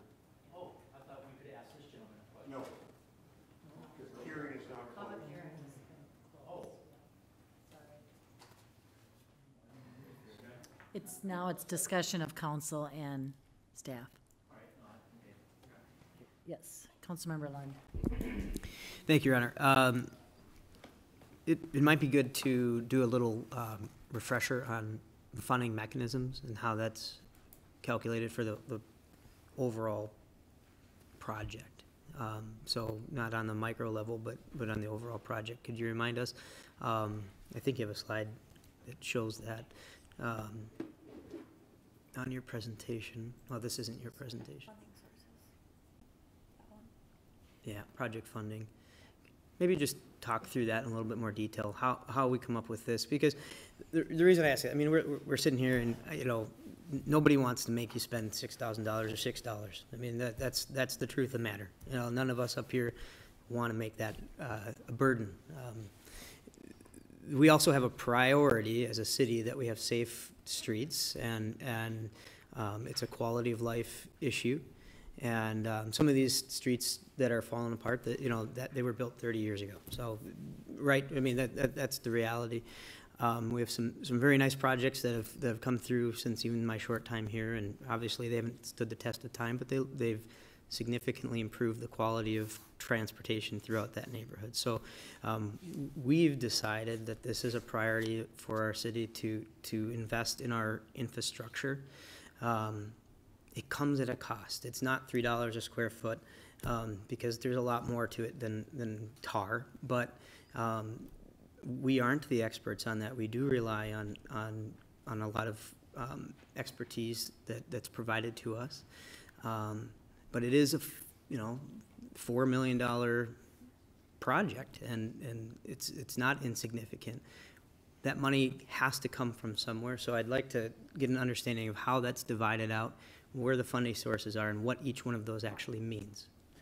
Sure. Yeah, the Councilmember Lund, the pie here is showing that the breakdown, so it's pretty straightforward. You can see where we have we'll start from, the public funding standpoint. The $270,500 is from our sewer funds. So we're doing a lot of lining, service replacement where needed. So that will come directly out of the sewer fund. The $739,500, that would come from the water fund specifically. So doing a lot of, rather than lining, we have some water main replacement, a little more expensive, service work, et cetera. So that would fall, that's in our reconstruct areas. Then moving on into the bonded debt, what that makes up is our street, our storm sewer, our restoration costs, things of that nature. Those are coming from the general tax levy, essentially. What we do with the bonded debt is we use GO bonds, general obligation bonds, to go out. We don't have this cash on hand to just pay a contractor. So we go out and we use, we go through a method called bonding, and we use the GO revenue bonds. In order to capture the financing charges that we are able to realize on the GO bond, which is the most favorable bond for a municipality, we have to have a floor of at least 20% or more assessments. So we can't take that assessment amount for a project and bring that floor down below. We wouldn't be eligible for the GO bonding that our financing team recommends for us. Now, I'm not an expert in that area. I've done enough of these, and I've heard finance people talk about them. And so that's sort of where and why you see a lot of cities pushing that 20% and beyond to move forward with an assessment. So that's why they have to exist to some point if you choose that revenue source. And then the remainder is just the remainder of the total of assessments. Keep in mind there's about $130,000 or $140,000 in the assessments that are city property. So if a city has frontage, park, et cetera, or vacant parcels along the frontage, they get charged that, or we get charged that same front footage as well. So there is some city property assessments in there that are included. And just to cap off, I think it's important, we're not adding up the total cost and then coming back and applying a percentage. We are kind of doing the reverse. We're saying, going out to an appraisal process specific to the project area, we feed that appraiser what improvements are being done where, and they go through and take sample properties, and they look at recent sales in the neighborhood, recent sales in Hastings, recent sales in the greater metro and beyond. However they go through their market analysis is what we hire them to do. I think we did it for both project areas. Area one is like a 90-page document that they show their comparative sales approach. We go through that process, we get a range, we try to run through what's fair and equitable through front footage. Doesn't always work. That's why we go to area for these irregular lots, and we test ourselves against that range from the appraiser, and if we check in there, that's how we apply the assessments. So did that cover what you were looking for, Trevor? Yeah. Yeah, I'm familiar. I just want to make sure that this is made more clear as to how this is funded, why we do assessments, how, what those requirements are in order to qualify for other funding. There are limits, and that pie might be able, some of those pies might be able to flex, but the circle remains the same. And that big blue section is taxpayer dollars that don't live in the area too. So it is, and it's just important to have an understanding so that we're a little bit more clear as to what all these numbers mean. So you did a great job. Thank you. Thank you. Councilmember Brox.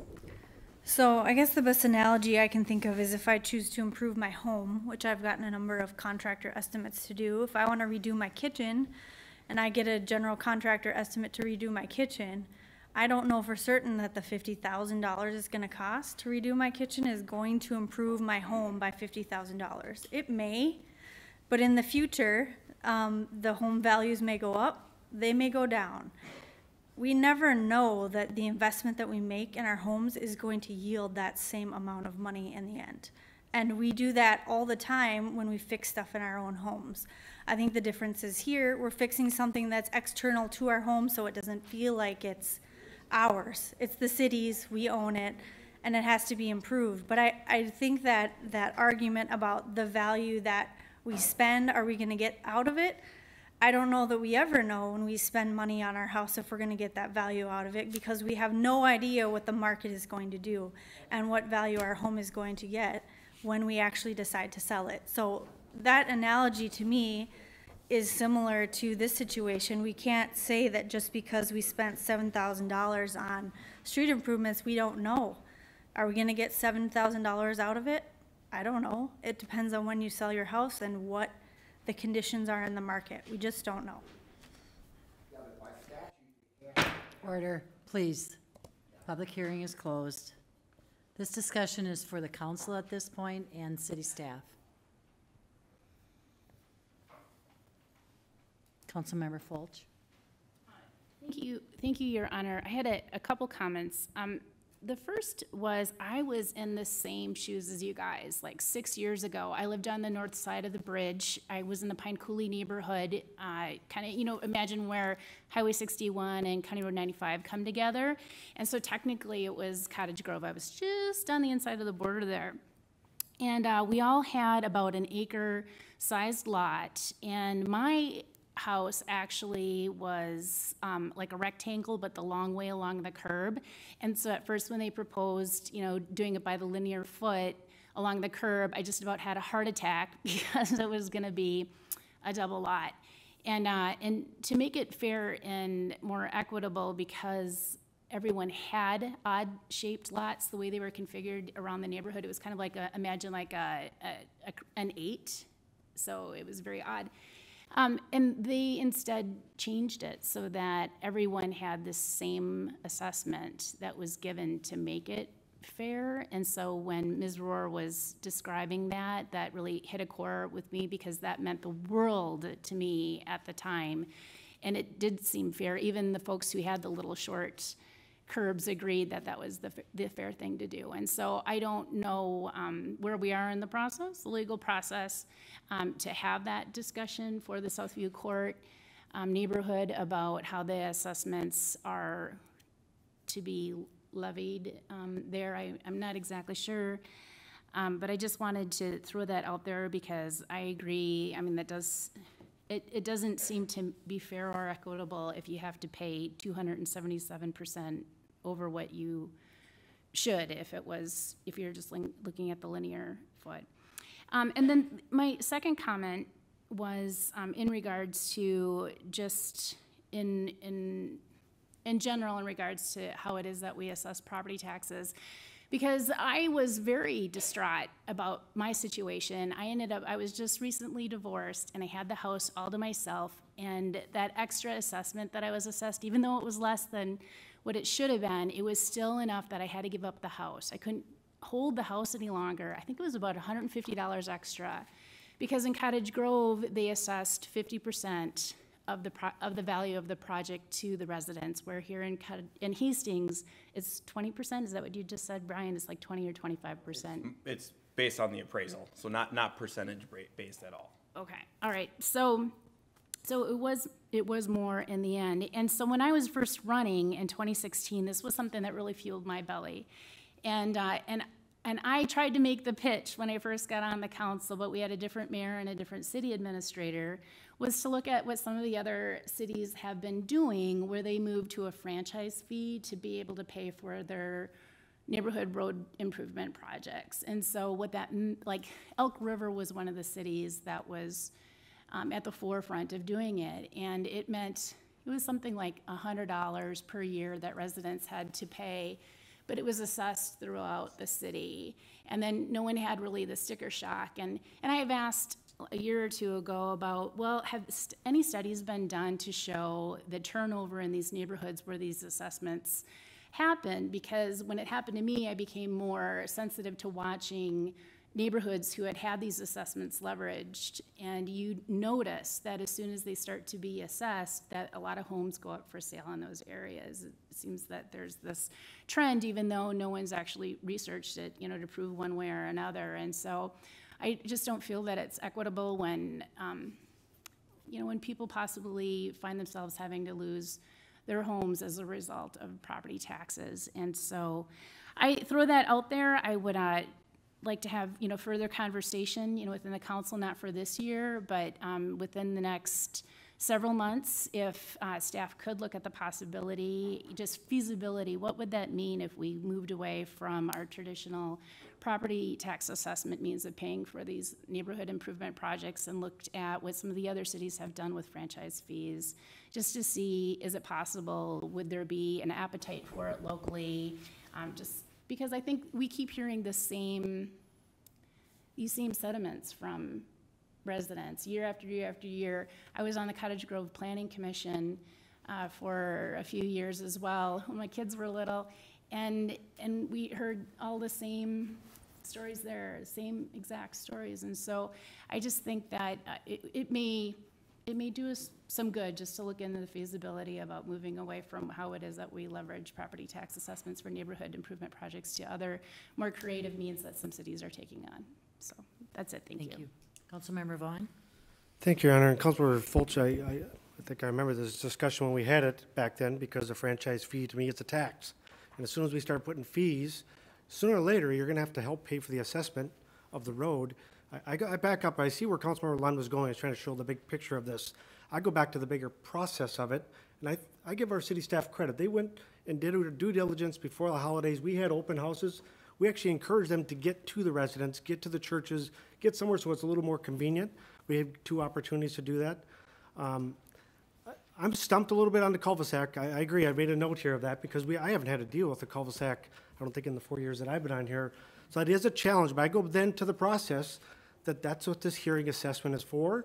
But I also get to go, you do have another option, and you did it tonight. I watched the residents say, no, I want to challenge that. And that's what the process that we're trying to get to, because I think what Councilmember Lund was saying is, look at the big picture. This is $4 million just for that little bit. I don't think we can compare it to someone doing my driveway like Councilmember Leifeld talked about. Underneath that road, there's more expenses than you can imagine. And you got fire and everything else, because we need that infrastructure. So when you turn, the water lines, everything's down there. So we need to maintain that. And I trust our staff that they do test this. We may say, hey, that other street's worse than mine. I've seen it. Trust me, I've seen it when you come in. If you see your street getting patched a lot, I would be prepared that you're going to probably be in front of us within the next 5 to 10 years, because we can only do so much in a year. $4 million in a year, we talk about bonding. We can only raise your taxes so much here without someone really coming up here saying, wow, our taxes are really out of range. So I like our process. I like that we have another chance. If you have a disagreement with us, I think you neighborhood did the right thing. Go through the process and make sure what our legal counsel is saying, follow those rules though, because I don't want you getting caught by not doing what the state statute was. Appreciate your time. Thank you, Your Honor.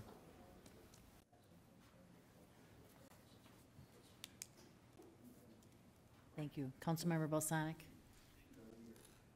Yes, thank you, Your Honor.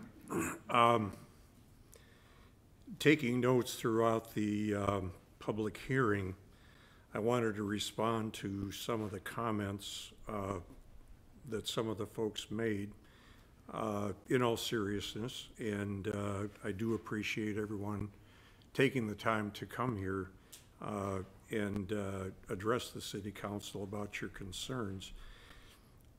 Appraisers, appraisal.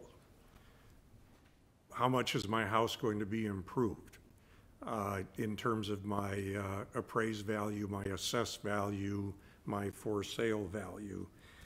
One of the reasons I ran for council back in 2008 was because of street improvements. And it wasn't so much about the assessment that I was getting, but it was about some other peripheral things. But I felt that it would be a good idea, and I had a lot of people agree with me to perhaps get on the council. Since that time, I've become well educated, we'll say, on street improvements. Now, I don't want, with all due respect to Councilmember Fulch's comments, I don't want to confuse us with concerns that come out of Cottage Grove versus concerns that we have here in Hastings, because I think in the last 5-6 years, we haven't had anyone coming before the council during the public hearing for the street improvements.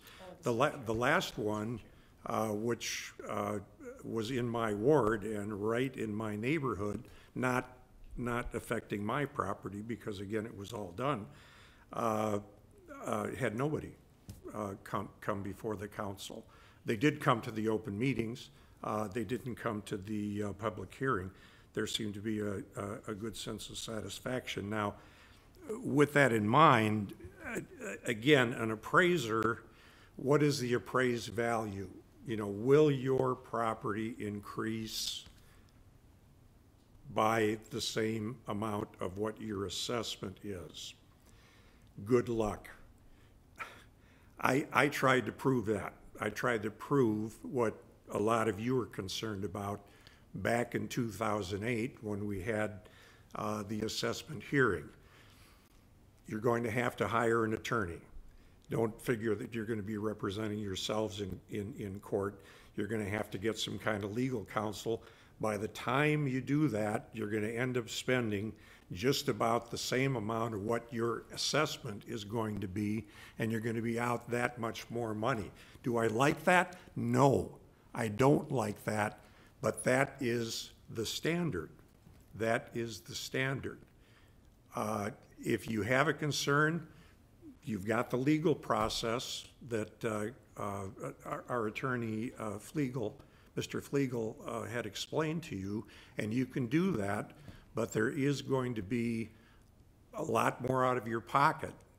Now, do you know if your home is going to increase in that amount of money that the assessment is? It's a crapshoot. Next year, we could be in a recession, and all of the homes, all of the property owners are going to have a decrease in what their value is. And you could sit there and say, aha, I was right when I came to that public hearing on the 18th of March, but what the appraiser, the assessor's office is going to tell you at the county is that, okay, at the time of the hearing, your property was, say, $260,000. Now we've got a recession. Now your property is valued at $210,000.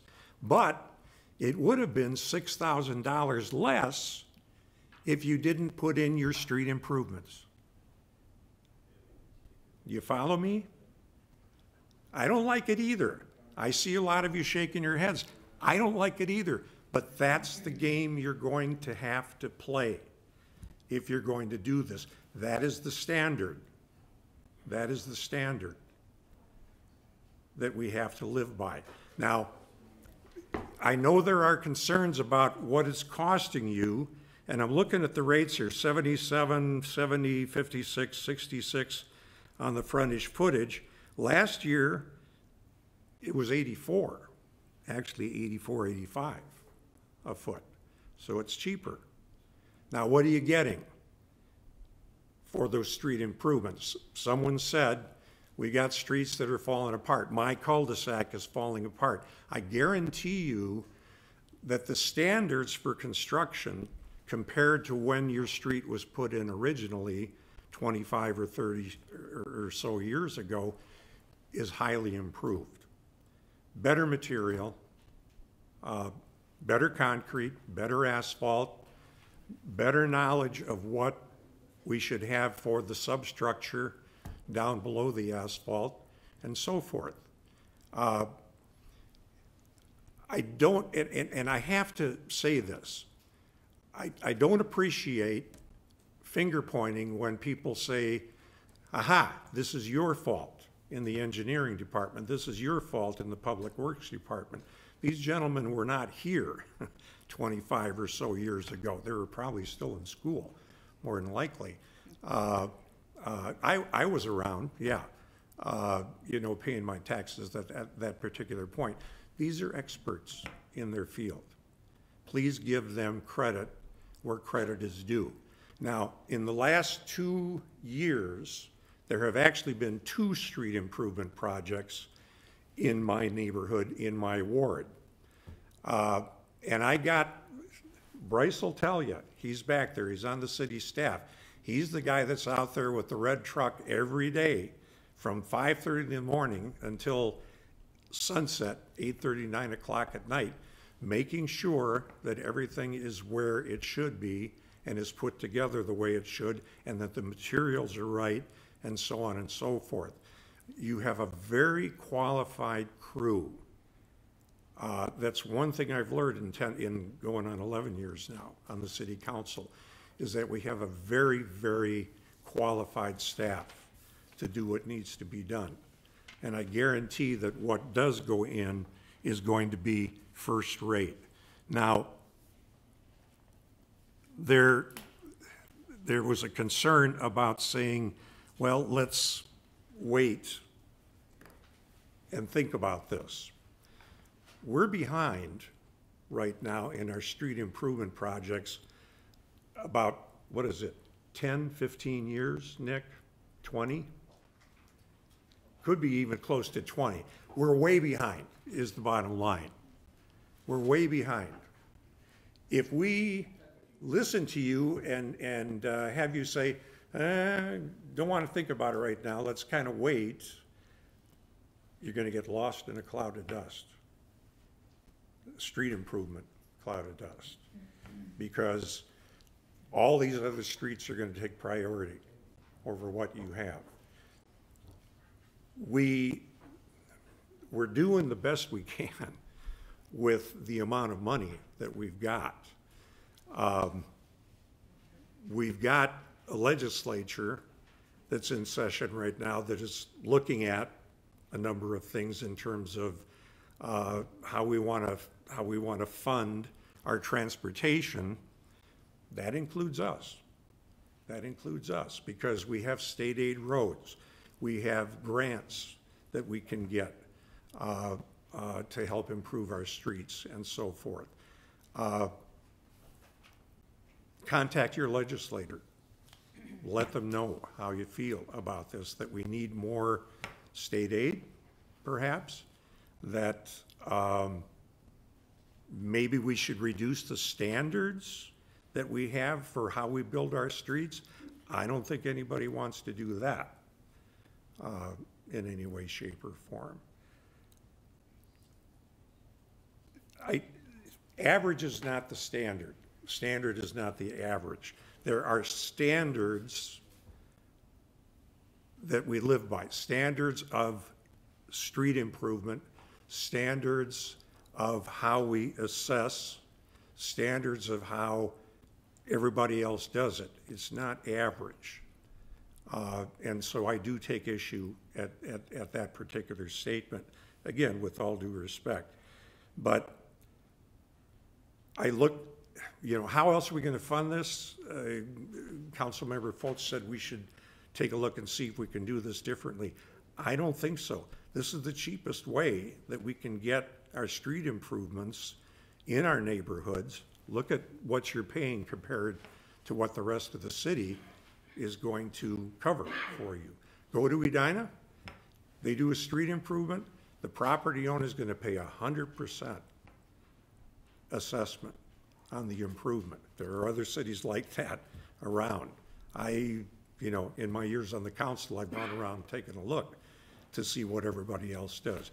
There are cities that have taxing districts for street improvements and so on and so forth. All that does is just burden that particular area that much more when the improvements are all put together.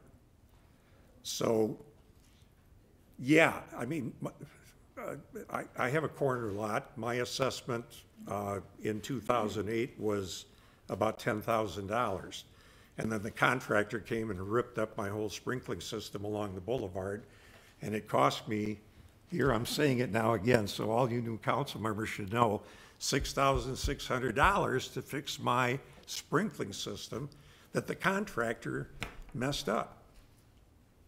I couldn't recover anything because, you know, between the curb and the sidewalk, that's city property, yes, but I got to take care of it. And I'm responsible for anything that goes in there at that particular point. You've got a good project here. I think the prices are good when you look at what other cities might be paying in terms of how their assessment rates are set up. We still don't know exactly what this is going to cost because we've got to put it out for bid. Might come in $150,000 cheaper, or it might come in $150,000 more. We don't know. So this is still going to be subject to change a little bit.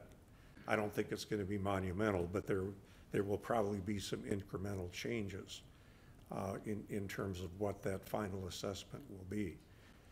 But I think it's a good project. I don't want you to get lost in a cloud of dust. The one last comment I was going to make, and then I'll finish. The business of the payment in the cul-de-sac, remember, it's not so much the footage in terms of your use of the street. You're still driving into that street. You're still doing a U-turn in there. You're still backing out of your drive. You're using a lot of that cul-de-sac and a lot of that street. Your kids, if you got any, on the skateboards, the bikes, you know, the inline skates, et cetera, there's a lot of usage that goes beyond, you know, what your frontage foot is. And I think you need to consider that as well. And with that, I will conclude. Thank you very much, Your Honor. Thank you, Councilmember. Councilmember Fulch, final. Thank you, Your Honor. Just to clarify, the city has never scoped the possibility of looking at using a franchise fee, and so there's no way of knowing if it's going to cost more or less. The idea is that it's a more equitable distribution amongst the residents so that folks aren't getting a $6,500, you know, up to $9,000 assessment, which is a tax. And so I would thoroughly encourage us to have further conversations in regards to looking at new funding mechanisms, just as something to take into consideration. The last 2 years, I've seen plenty of ideas get squashed.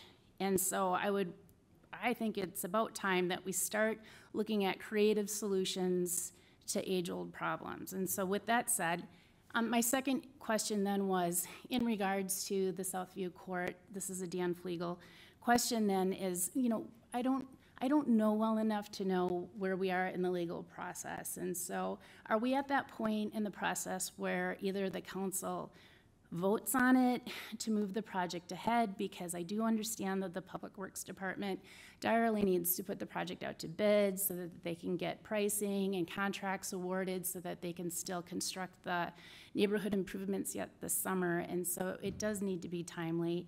But what are our legal considerations here, Mr. Flugel? I just appreciate to know exactly what it is you would advise. Thank you, council member. I'm not exactly sure what you're asking. If the council votes tonight to adopt the assessment resolution, then anyone that has filed an objection tonight has the ability to effectively litigate the amounts that they are assessed. So they've preserved their rights to do that by filing their objections tonight. If the council would take no action tonight and defer the assessment hearing until a later date, that is possible, but the city will run into the issues with the timing that has been talked about here. So, you know, I think traditionally the city has not tabled an assessment hearing for those reasons in the past, but rather let the property owners vet out the issues of the dollar amounts through the litigation process and figuring that that will be fair to them and give them a fair result. So I'm not saying that the council could not table the assessment or extend it, but generally that has not been done. So I'm not sure if I'm answering your question or not, but that's the status. Councilmember Lund. Thank you, Your Honor. Representative Fulch, I'm sorry, Councilmember Fulch, you had mentioned this concept of franchise in more of a socialistic approach to distributing the costs. I know you'd mentioned that before and read the articles that you provided. As chair of the ops committee, I'm not going to make anything formal at this point, but take it under consideration that we do perhaps look at it as a bigger picture item, so we can discuss how we go about assessing or how we go about road construction and improvements in general. Certainly, there is no perfect system, so if we want to take a look at the system that we've had in place and poke holes in it and find more creative ways to make it a better system, I'm all about that. I'm not going to hold the process back from that. So, no formal action at this point because that's not the point of this meeting. But I think I heard you, and I think we can take time as a committee to look at that, and I'll circle back on that at a later date. I can see that there are some attractive reasons why you would want to do that.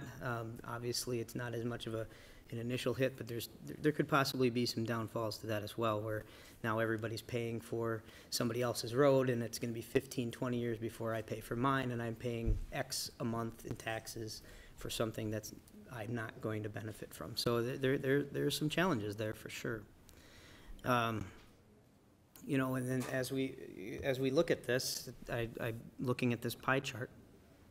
We're faced with a dollar amount that is real to actually improve these roads. So, if these assessment values go down, I'm sorry, there's just some conversation going on. It's a little distracting. Thanks. Please. Thank you.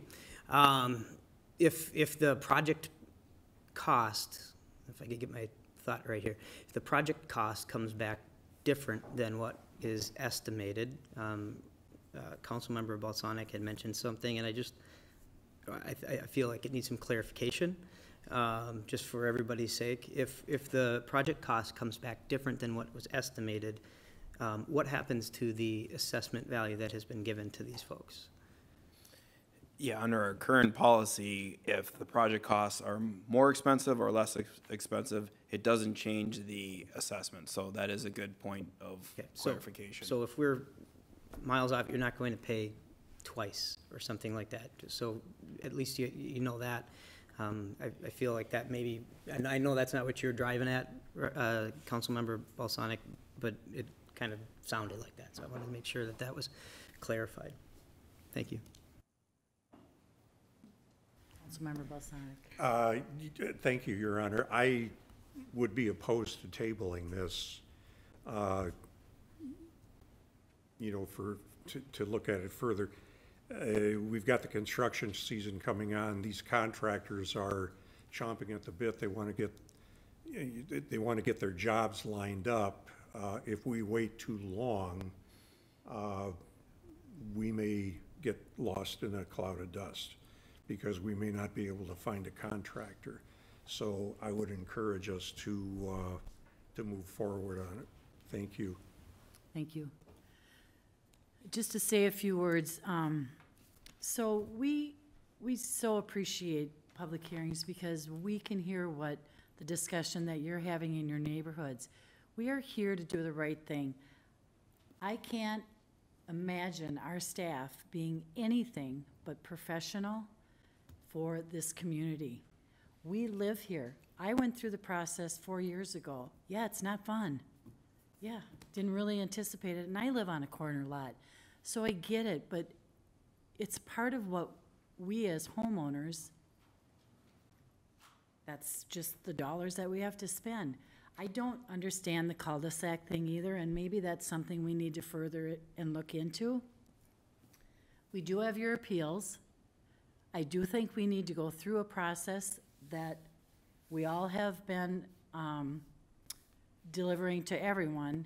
So at that point, I will call or ask for a motion.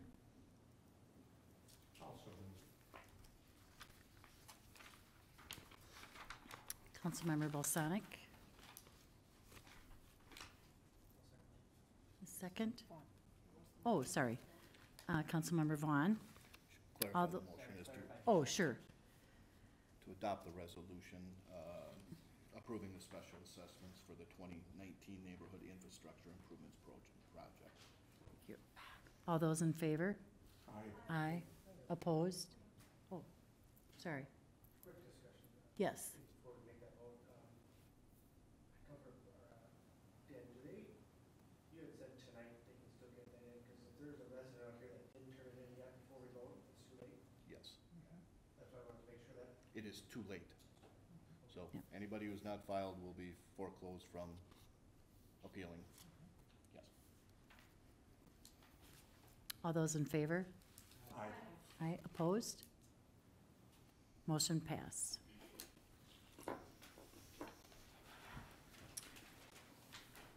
Tonight, we will now have an update on the Sprague flood forecast from Nick.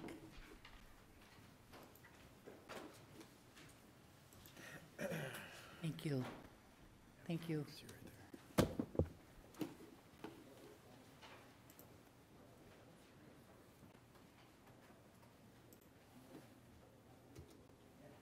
Thank you, Your Honor. Good evening, council members.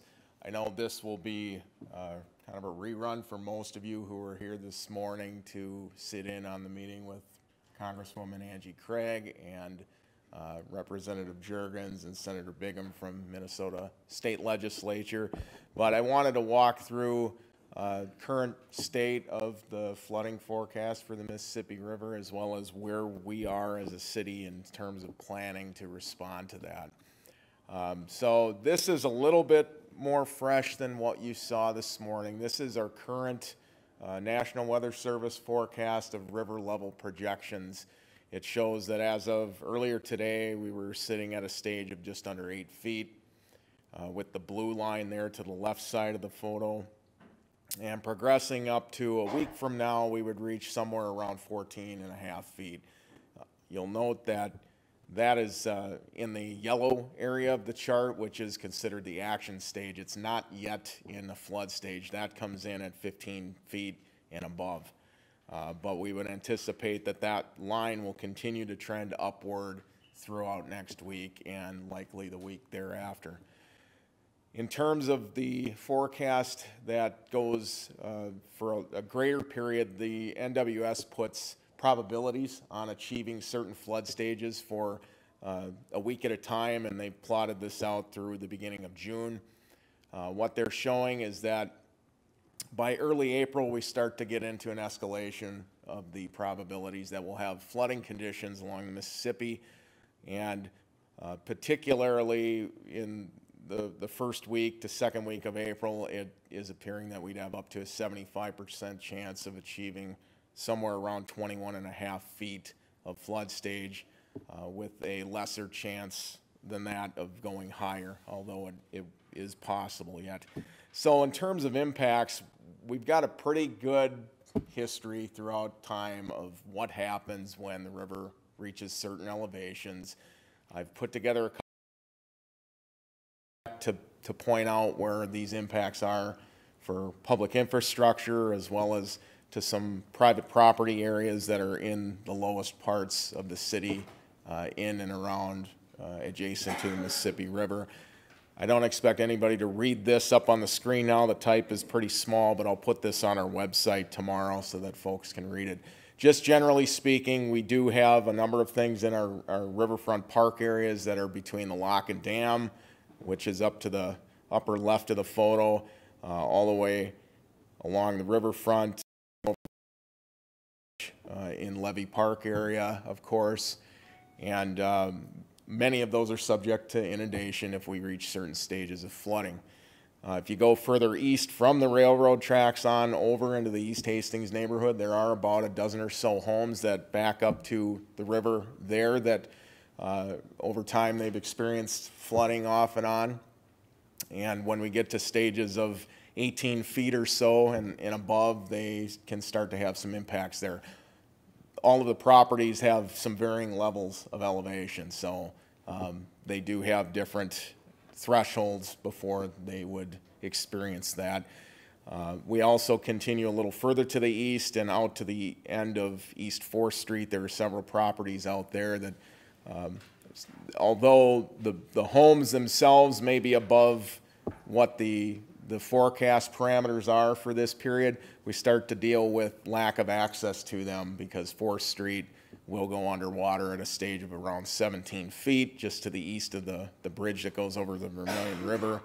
And then there's some alternative access that works to a point, but if things were to get high enough where we'd have to close the East 4th Street Bridge itself to vehicular traffic, then that becomes a little more problematic. But I just wanted to give that overall perspective on things. There's many other notes and city infrastructure impacts in and throughout these maps.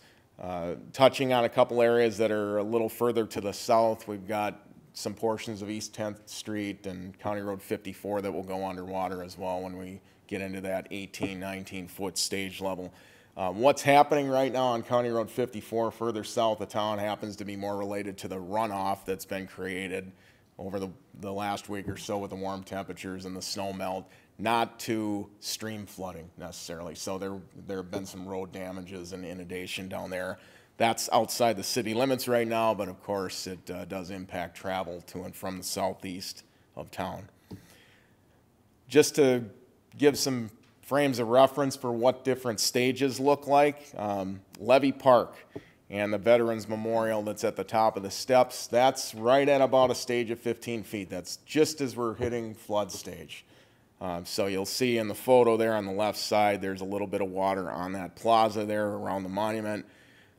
Photo on the right side happens to be from 2001 when we got to one of the top 3 floods on record, a stage of 22 feet. Of course, most of the things that are in Levy Park really weren't there at that time, so the area has changed quite a bit. The one thing that you can just barely see in there it was referred to as the snow dump area before. We've kind of turned it into a nice overlook since we did all the work in Levy Park a couple of years ago. East 1st Street underpass of the railroad bridge is an area of concern. That starts to become a spot that we look to a road closure at around 16 feet of flood stage. So by the time we're about a foot into flood event, we're seeing water on that roadway and we're looking to have to close that. And as most of you know, all of you know, that relegates access to and from the East Hastings neighborhood to just the crossing at 2nd Street. And for that, we do know that that's a large concern for East Hastings neighborhood, and it's a large concern for us as a city in being able to respond to needs that come about over there. So we do make a point to be kind of harping on CP Rail in terms of their activity with handling rail traffic in and through that area, not blocking the tracks. And we've had both our PD and fire in discussions with those folks. We did bring that up at the meeting this morning with the elected officials as well, hoping that we can get some assistance and leverage from them in helping work with CP Rail to know that we're serious about this. So I wanted to make that known. This is East 4th Street I talked about a minute ago. This is a photo from 2001 also at a stage of about 19 feet. That road will experience flooding around 17 feet or so. We start to see water on the road.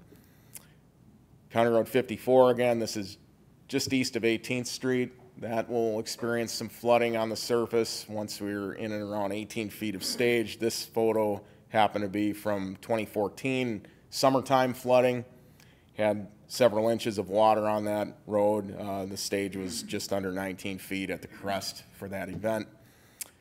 Lock and Dam Road's also a hot spot. The access to the river flats like Rebecca Park, the Lock and Dam itself can become inundated once we're getting closer to 18.5, 19 feet. Water starts to come up through some of the catch basins that are out there.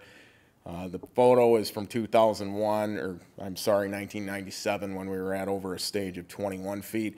I will note that the roadway was reconfigured since that picture, and so this probably isn't a 100% accurate representation of what it would look like today at 21.3 feet. Then we get into the East Hastings neighborhood and 1st Street in particular. Homes will start to be impacted again when we get between 18 and 19 feet. These photos show a stage of 22 feet. That was the crest of the 2001 flood in April.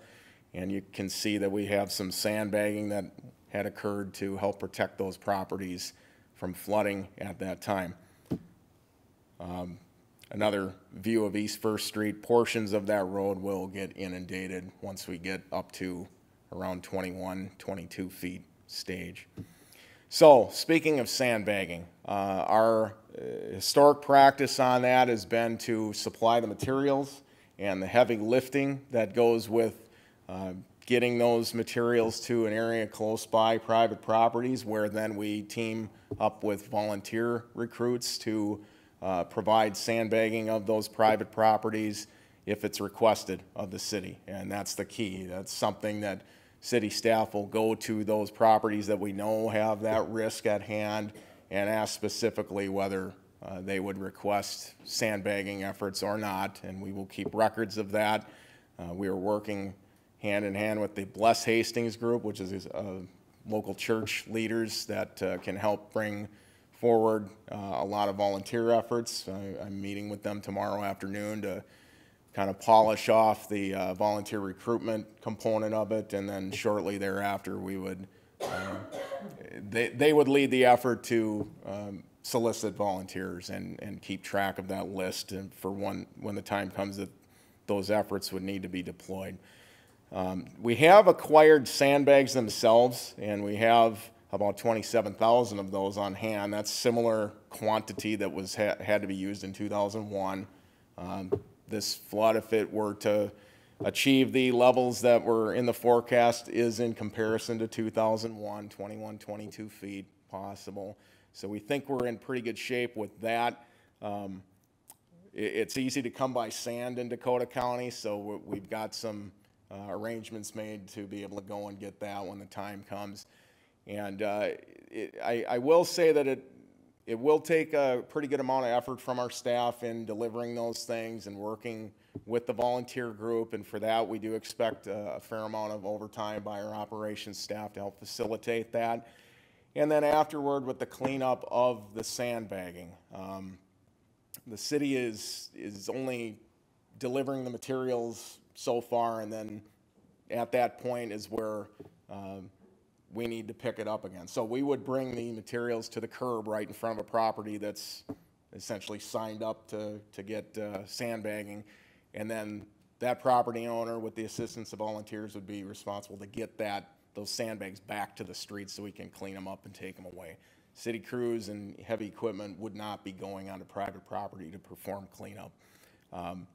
The figure that I have in here, it's really ballpark. We truly won't know until we expend the effort. $20,000 to $30,000, that's what we think would be involved with the sandbagging component of things. That wouldn't include any other types of cleanup or repairs that we might have to do to other infrastructure components around town. And that is really a difficult thing to measure until the aftermath is there and you do the work to complete everything and take the records and figure out what the total costs are. But on that, we've been through several of these, and the last time we needed to make an effort to get reimbursement for that, we worked directly with Homeland Security Emergency Management Department from the state, who has a process by which, as long as cities document their expenses and as long as there's declarations made for emergency at the state or county level, we have access to funds that can help make the city whole again on that. Given the amount of speculation, I guess, about how flooding will impact the state, it would seem to me that it's probably not going to be a real hard thing to achieve those thresholds for having that available to us for emergencies to be declared. But we'll have to wait and see how it plays out. So I just wanted to cover all of those things, and I can stand for questions, but essentially we're just asking for the formal authorization to continue the work we've started and give staff the latitude to go about the action plan when the time comes, which I would anticipate is probably between 1 and 2 weeks out that we're really heavier on activity. So, thank you, Nick. Thank you. Council? Yes, Councilmember Lund. Thank you, Renner. Thank you, Nick. And for those of you that weren't there this morning, it was quite a few of us that were, so there's maybe a chance you were. It was a really great showing, and lots of very influential people were there that can help the city. And so I thank staff for putting that together, and the efforts of Representative Craig as well. Couple of things that came up in the morning, and you touched on them, but the railroad situation, we saw first being submerged, and obviously there's 2 ways to the east side of town over there, and one of them will be by boat, probably at that point in time. So if a train is parked over the pass, you know, what's our plan for that? What have you learned since this morning, I guess, really, you know, that I don't know, as far as what's going to be, actions are going to be taken to make sure that that train is not going to be parked there for half an hour or whatever, so that we can get emergency vehicles and just general day-to-day traffic through there. And I don't have an answer on that. I'm sorry, Councilmember Lund, we haven't had that interaction take place as of yet, but I know through time here over the next several days, we're going to continue to impress upon them. Both city staff and some of our other higher level elected officials will be putting that pressure on CP Rail and strenuously telling them that we simply can't have that sort of event taking place there that obstructs the access. Yeah, thank you. Yeah, I mean, according to our chief, it's already there longer than it's supposed to be in typical times. So, you know, that's a subject for a different day, I suppose, but really, yes, this is very important that we make sure that that's not a blockade or a reason why people can't get safely to and from their homes. And then the other one is just, I apologize if I missed it at the beginning, but I do believe we may have gone off air for a little bit. So is this something that'll be posted and available? Absolutely. Okay. Yep. Thank you. Councilmember Fulch.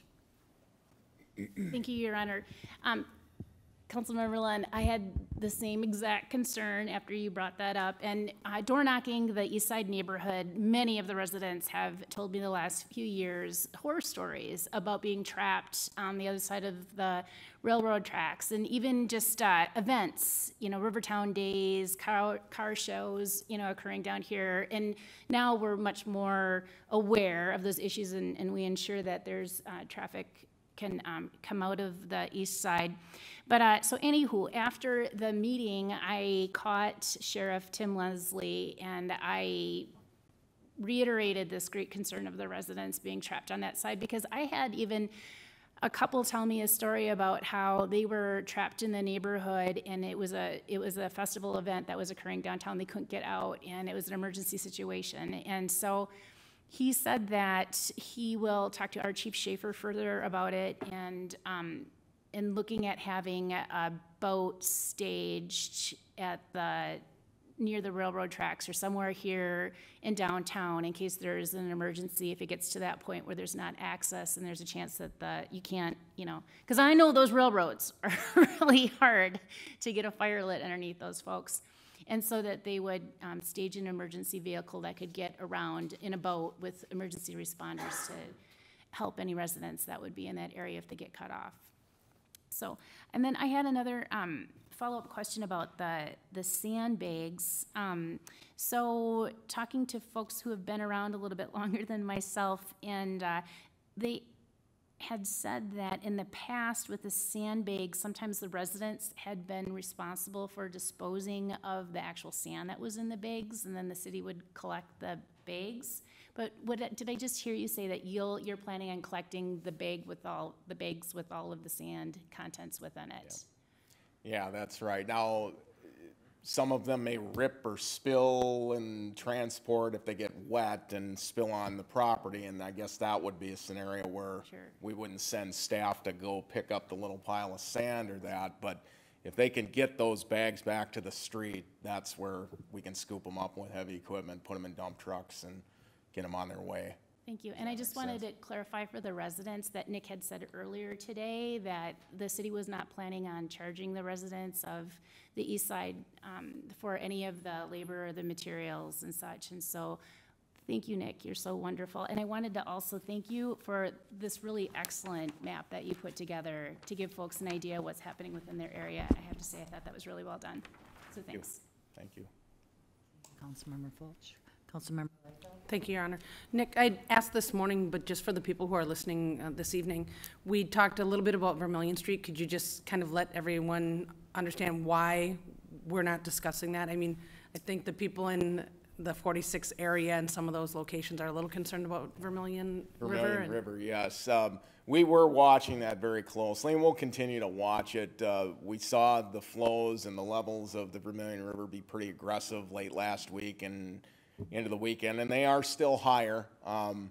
However, with that area, since the 1965 flood, there's been a ton of implementation projects through there to help protect against flooding that like was seen in 1965, particularly the levee that was built up near the county shop, as well as a bypass channel that handles some extra flow that's placed to the south of the original river channel between the county shop area, if you will, and near Applebee's. So observations of the function of those facilities throughout the last week has been they were handling the flow very well, and we didn't witness any sort of overtopping of them or backing up of storm sewers into the neighborhood, and there were still several feet to give of space for water.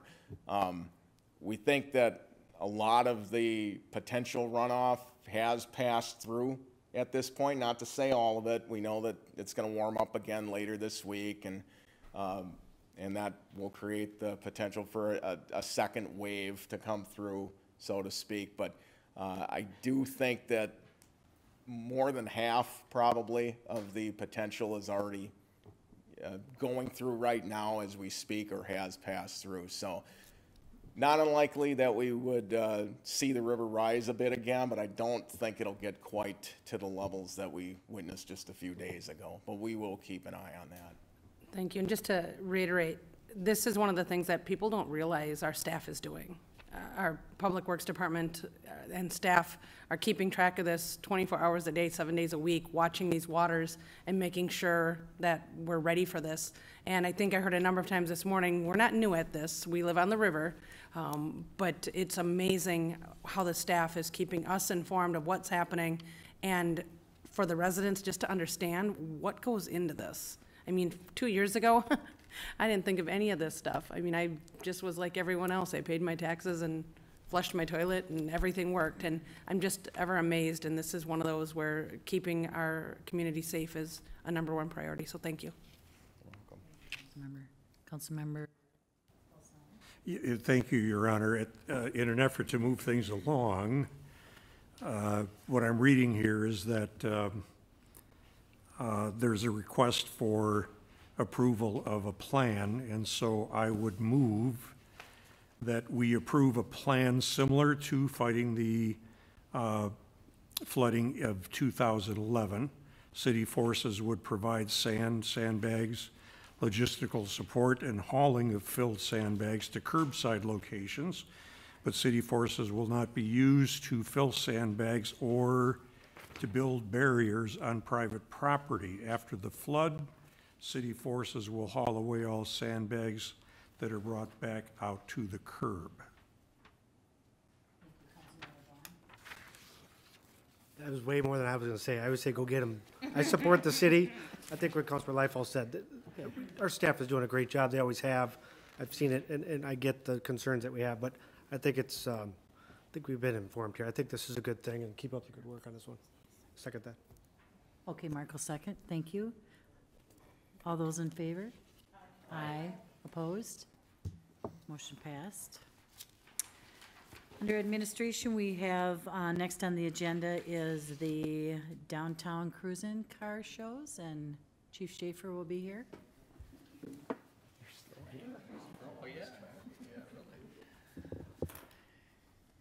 Good evening again, Mayor, council members. The reason we're bringing this to you tonight is because, of course, we have our annual request for our cruise-in, and we made some what I consider significant changes and thought it was best to bring this before the council so that you could ask any questions and I could explain any issues that you might have. I see patiently waiting Kevin and Lynn Hessian are here as well, so I'm hoping to make this as quick as possible. So tonight you're going to be asked to approve the proposal through as a council memorandum to approve the annual cruise-in. And this plan that we have before you is recommended by staff. Of course, I want to commend the DBA and the cruise-in committee because they did work, we worked hand in hand with them. Kevin and I had a conversation last year about trying to get to this point. We sat down with the cruise-in committee again this year, had a follow-up meeting with the DBA, and I can say we had little or no pushback to this proposal, and it's been something that I personally have been pushing, and the key reason, as you know, are the complaints that you field and that I field about parking during the summer on Rivertown or cruising events. We are constantly downtown getting complaints about people who are coming down with their personal cars, taking up a space for the day, moving their cars around, bringing their classic cars down, and it's endless. And it's just something that we do not have the resources to deal with. And for some of you, I've told you that the efforts that we've put into it by chalking tires and people coming out and moving their cars 2 feet, moving it down one parking space or what have you, it's endless. And so my suggestion was that, like we do for other events, major events in the city, that we have some type of a full shutdown and a transition period between getting public and business folks out of the area and closing the area down for setup. So, and this was actually Kevin's idea. My proposal was we'd just shut down the footprint an hour or two before the event and completely take it over and get everybody out. Kevin recommended that, how about we start with just closing 2nd Street so that we can set up, which, as you can see the map in front of you, allows for us to set up information area, music, the food vendors, but still allows some traffic inside the footprint going north and south on Sibley, and also accessing the post office on Ramsey and leaving Tyler and all the other streets all around the area open, including the alleyway. So the agreement was that we would have this closed, or the shutdown that you see between the blue barriers from 4 to 5 p.m. The cruise-in starts at 5 p.m. The DBA will, or the cruise-in committee or DBA, like they always have, would post no parking signs on 2nd Street 24 hours prior to the event. And that would give us then the authority to, once we close those areas down, gives us the authority to tag and tow if necessary. It also mitigates this parking issue that we've had. As you know, you know, with a 2-hour parking limit, we'll have some folks that may come down there right at 3 o'clock, and they'll tie up a space until 5. So we are always playing around with that 2-hour parking limit. So this allows us to get everybody out of there, to set it up. And so my ask to the Downtown Business Association was, this may not be ideal for everybody, but at the end of the day, we're talking about 1 hour, 1 hour of time where you're not allowed, somebody's not allowed to access your business by parking in front of the business. We, of course, have a number of public parking areas that does not keep people from not being able to access the businesses. They just will not be able to park in front of it. We got, at the last DBA meeting, we had a dozen or more people, and I don't think there was really really not anybody that was against moving this direction. So it is a change. Kevin and I have talked about it. We see a few advantages when it comes to cars parking or parking cars by controlling controlling both ends of 2nd Street once this thing starts and not having any cars virtually in the footprint. We're able to direct traffic in such a way that they're going to be more they can park more easily in the diagonal parking spaces. So if you look at it, we theoretically could have east or westbound traffic go down the westbound side and westbound traffic go down the eastbound side. So they simply move ahead and back right into their diagonal parking stalls. And once the 2nd Street is full, then they can direct parking down the middle of the street, which of course 2nd Street in the middle is prime. After that, everything moves over to the some of the overflow areas and the side streets. So those are some of the little things that we're gonna be helping them work on. We're gonna continue to provide a police officer, continue to provide reservists.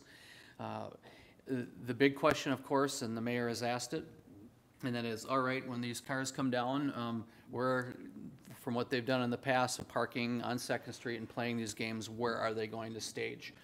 We anticipate the first couple of car shows, they are probably going to be staging in our parking lots. They're going to be staging maybe just outside to the east and west of the downtown, perhaps in some of the other business areas or residential areas. We do believe, though, by the time we get around to about the 2nd or 3rd show, people will realize that it really is not a benefit to come down here and trying to secure a spot because we have that area cordoned off. So we think for a little bit of training that this will work out well. I think it's a great compromise, and it provides the best safety. It provides a safety net. It's consistent again with what we do with Gobblegate and Rivertown Days. You see these plans in front of you. I call it our playbook. We have really advanced in the last few years that these are the kinds of plans that you will see for virtually every event that we are issuing a permit for the most part, except for maybe neighborhood block parties or what have you. But anything that's major, this is what we're doing, because we are not all going to be here in 5 or 10 years. And so we've got a history of this, and we have this down. And Nick is our map guy, so he takes the credit for doing all of this. So with that, I can entertain any questions. Like I said, Kevin is here to answer any questions as well. Thank you, Chief. Councilman Lund? You seem hesitant on that one. Thank you. Yeah. Thank you, Your Honor. I know it's 9:35. Thank you, Chief. Quick question on parking. What does the parking look like as far as additional spots for the public? Because you got some orange things there. Is that public park? Like, if I wanted to go to a restaurant, is that what that looks like, or? Yeah, all of the open to public parking yellow squares that you see are public. As you see, there is in the vacant lot behind Hastings Family Services, that's an overflow lot that pending permission of the owner that the car show folks get. The open to public parking, I know there's been talk, I hope I'm answering this, in the past, some people think that the public parking may be, like, especially back by the Legion, that it's exclusively for car show cars. It's not. These open parking areas are open to public and cars. I imagine cars that may come down in preparation to get into the show. Okay, thank you. And then also just a note, the ramp across from the old Hudson building, whoa, bless you. I shouldn't have called it the Hudson building, actually. The Great Rivers Landing parking ramp should be open for business by approximately the beginning of summer as well. So that, I guess, will add enough additional parking to make up for what was lost on the street there, but. Thank you. Councilmember Bosanic? Yes, thank you, Your Honor. Do we anticipate that the renovations of Great River Landing are going to be spilling out into the street and parking? Do we know anything about that yet? I can't answer that. I don't know what whether the the construction project, the Great River Landing will interfere with any of the parking on Second, and I don't know what the status of that project is. I have no idea.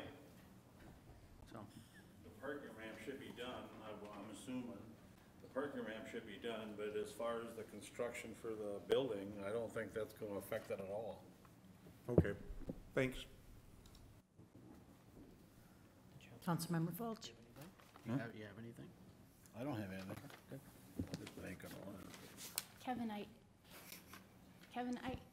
I wanted to say thank you for all the wonderful years of service that you've put in to arranging for the car show here in Hastings. So much of that has been your doing, and I don't think you get nearly enough recognition for all that you do and how much you're appreciated. And so before you step down, I just wanted to make sure that you were happy. I know the chief was saying that this has been a work in progress, and I just wanted to make sure that you feel great about it all, and that that the DBA is looking forward to this car show season. Thank you. Good. All right. Wonderful. Thank you. Yeah, I reiterate that. It's just a great thing for the downtown. So thanks for all your hard work. Councilmember Vaughn? Well, with that, Your Honor, I agree. Running events, you don't see events go this long with that many volunteers in today's society. So I give you guys credit for keeping it up. So with that, I make a motion that we approve the concept here in front of us for the no parking and moving forward with the Thank you. cruising. Second. Councilmember Liefeld, second. All those in favor? Opposed? Motion carries. Thanks for putting that at the end. Okay.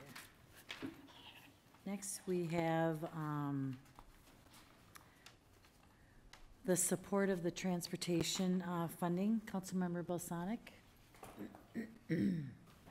Thank you, Your Honor. I requested that this be taken out of the consent agenda and put up for the regular agenda. It is a resolution requesting comprehensive road and transit funding. I do want to make it clear where this came from. City of Hastings, along with about 800 or so cities around the state, are members of the League of Minnesota Cities. And this is our kind of lobbying group. They're highly organized. They're down at the Capitol on a daily basis and are on a first-name basis with all of the legislators that are working for us diligently at the Capitol. This is a resolution that the League of Minnesota Cities has asked the cities that are members to pass and send on to the legislature. So as we are doing this, there are approximately 800 or so other cities that are going to be sending this resolution on at the same time. Now, I do want to make it clear, there were some rumors out there that this was a resolution that I had brought before the council to approve a gas tax. There is nothing about the gas tax in this resolution. There is nothing about the gas tax in this resolution. There is nothing about the gas tax that is in this resolution. It merely wants to address that of the 141,000 miles of roadway in the state, 22,500 of those are owned and maintained by cities, 853 cities throughout the state of Minnesota. And we do get state funding for some of our roads, state municipal aid, MSA, also known as property taxes, special assessments, have limited applications in terms of, taking care of everything that we need, in terms of taking care of our streets. We went through this with the public hearing earlier this evening.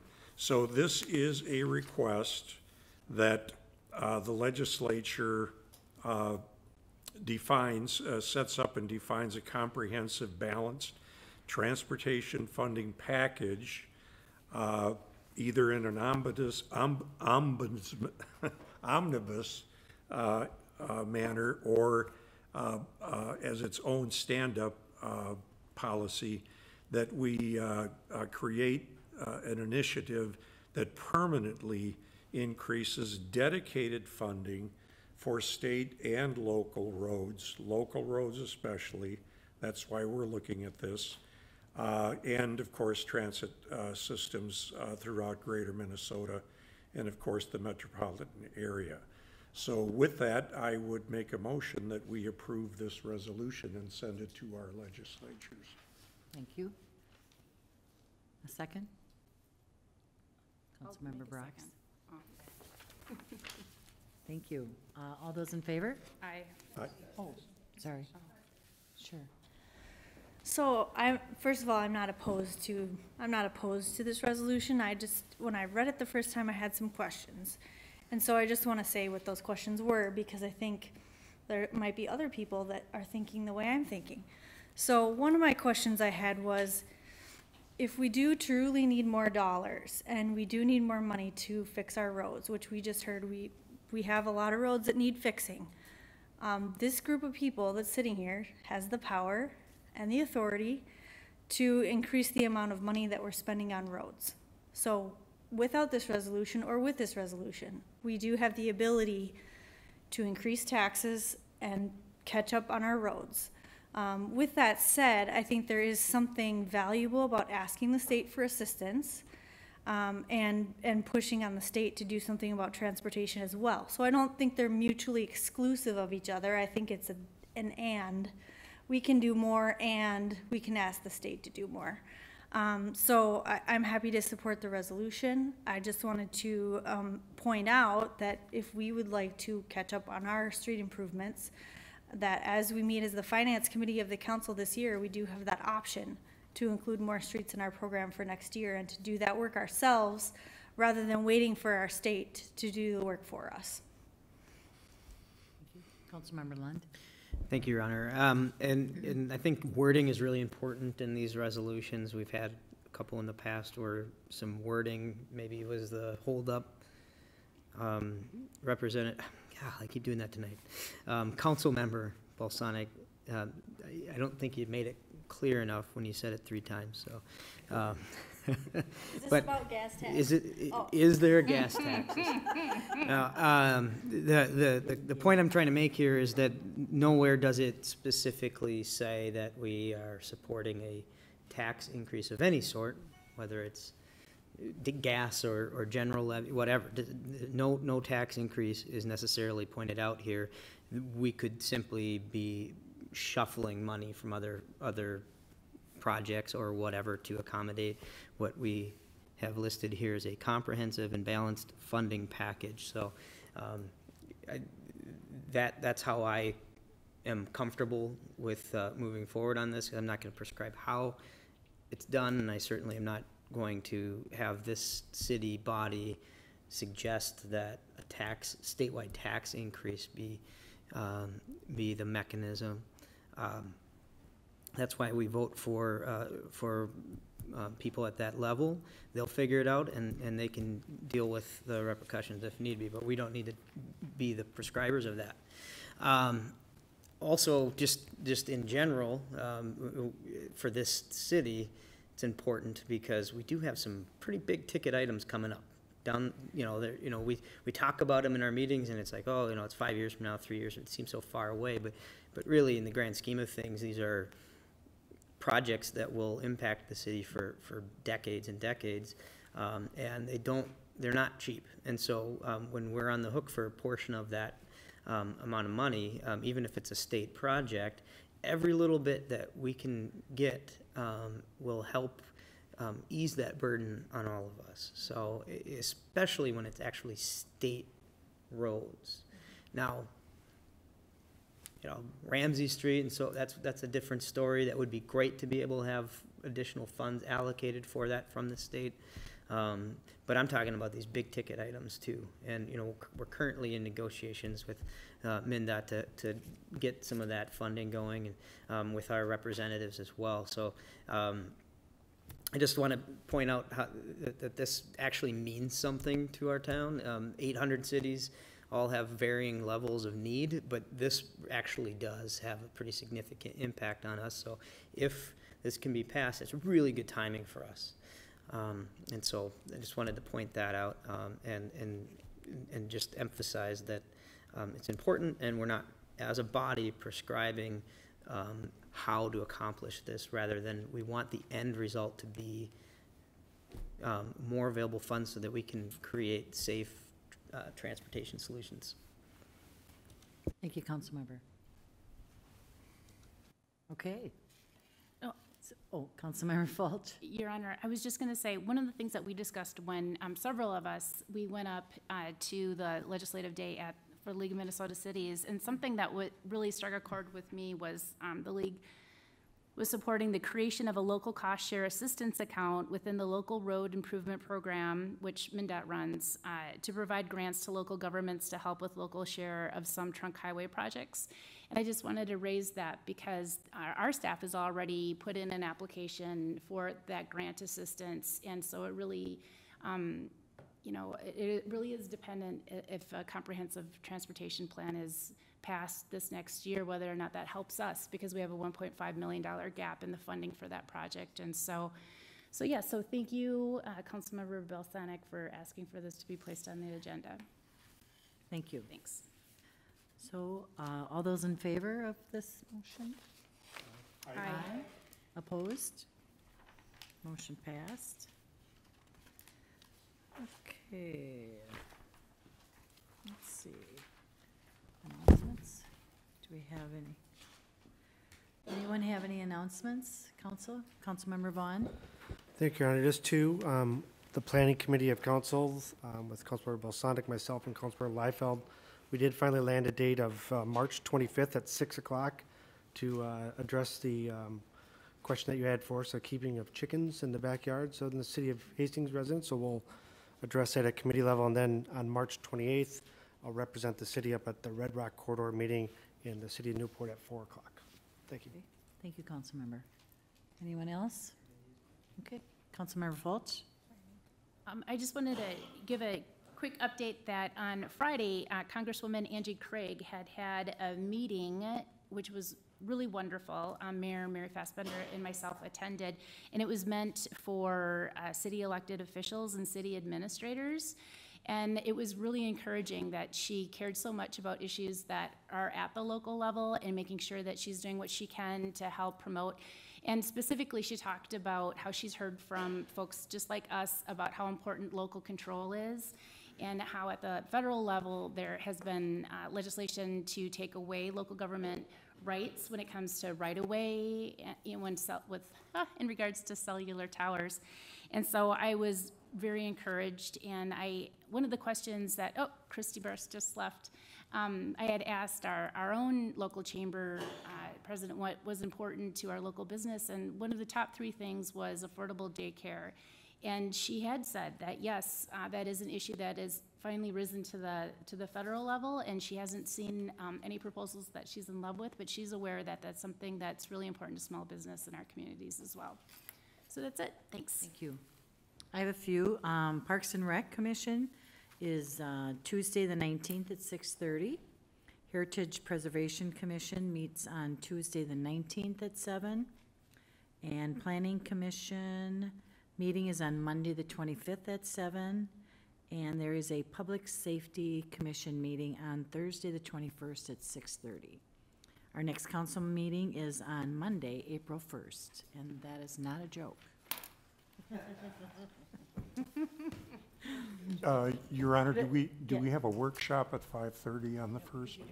That- No. Oh, good. Could I have a motion to adjourn? Oh. Pick your London life out. All right. Thank you. All those in favor? Aye. Aye. Opposed? Motion carries. Thank you.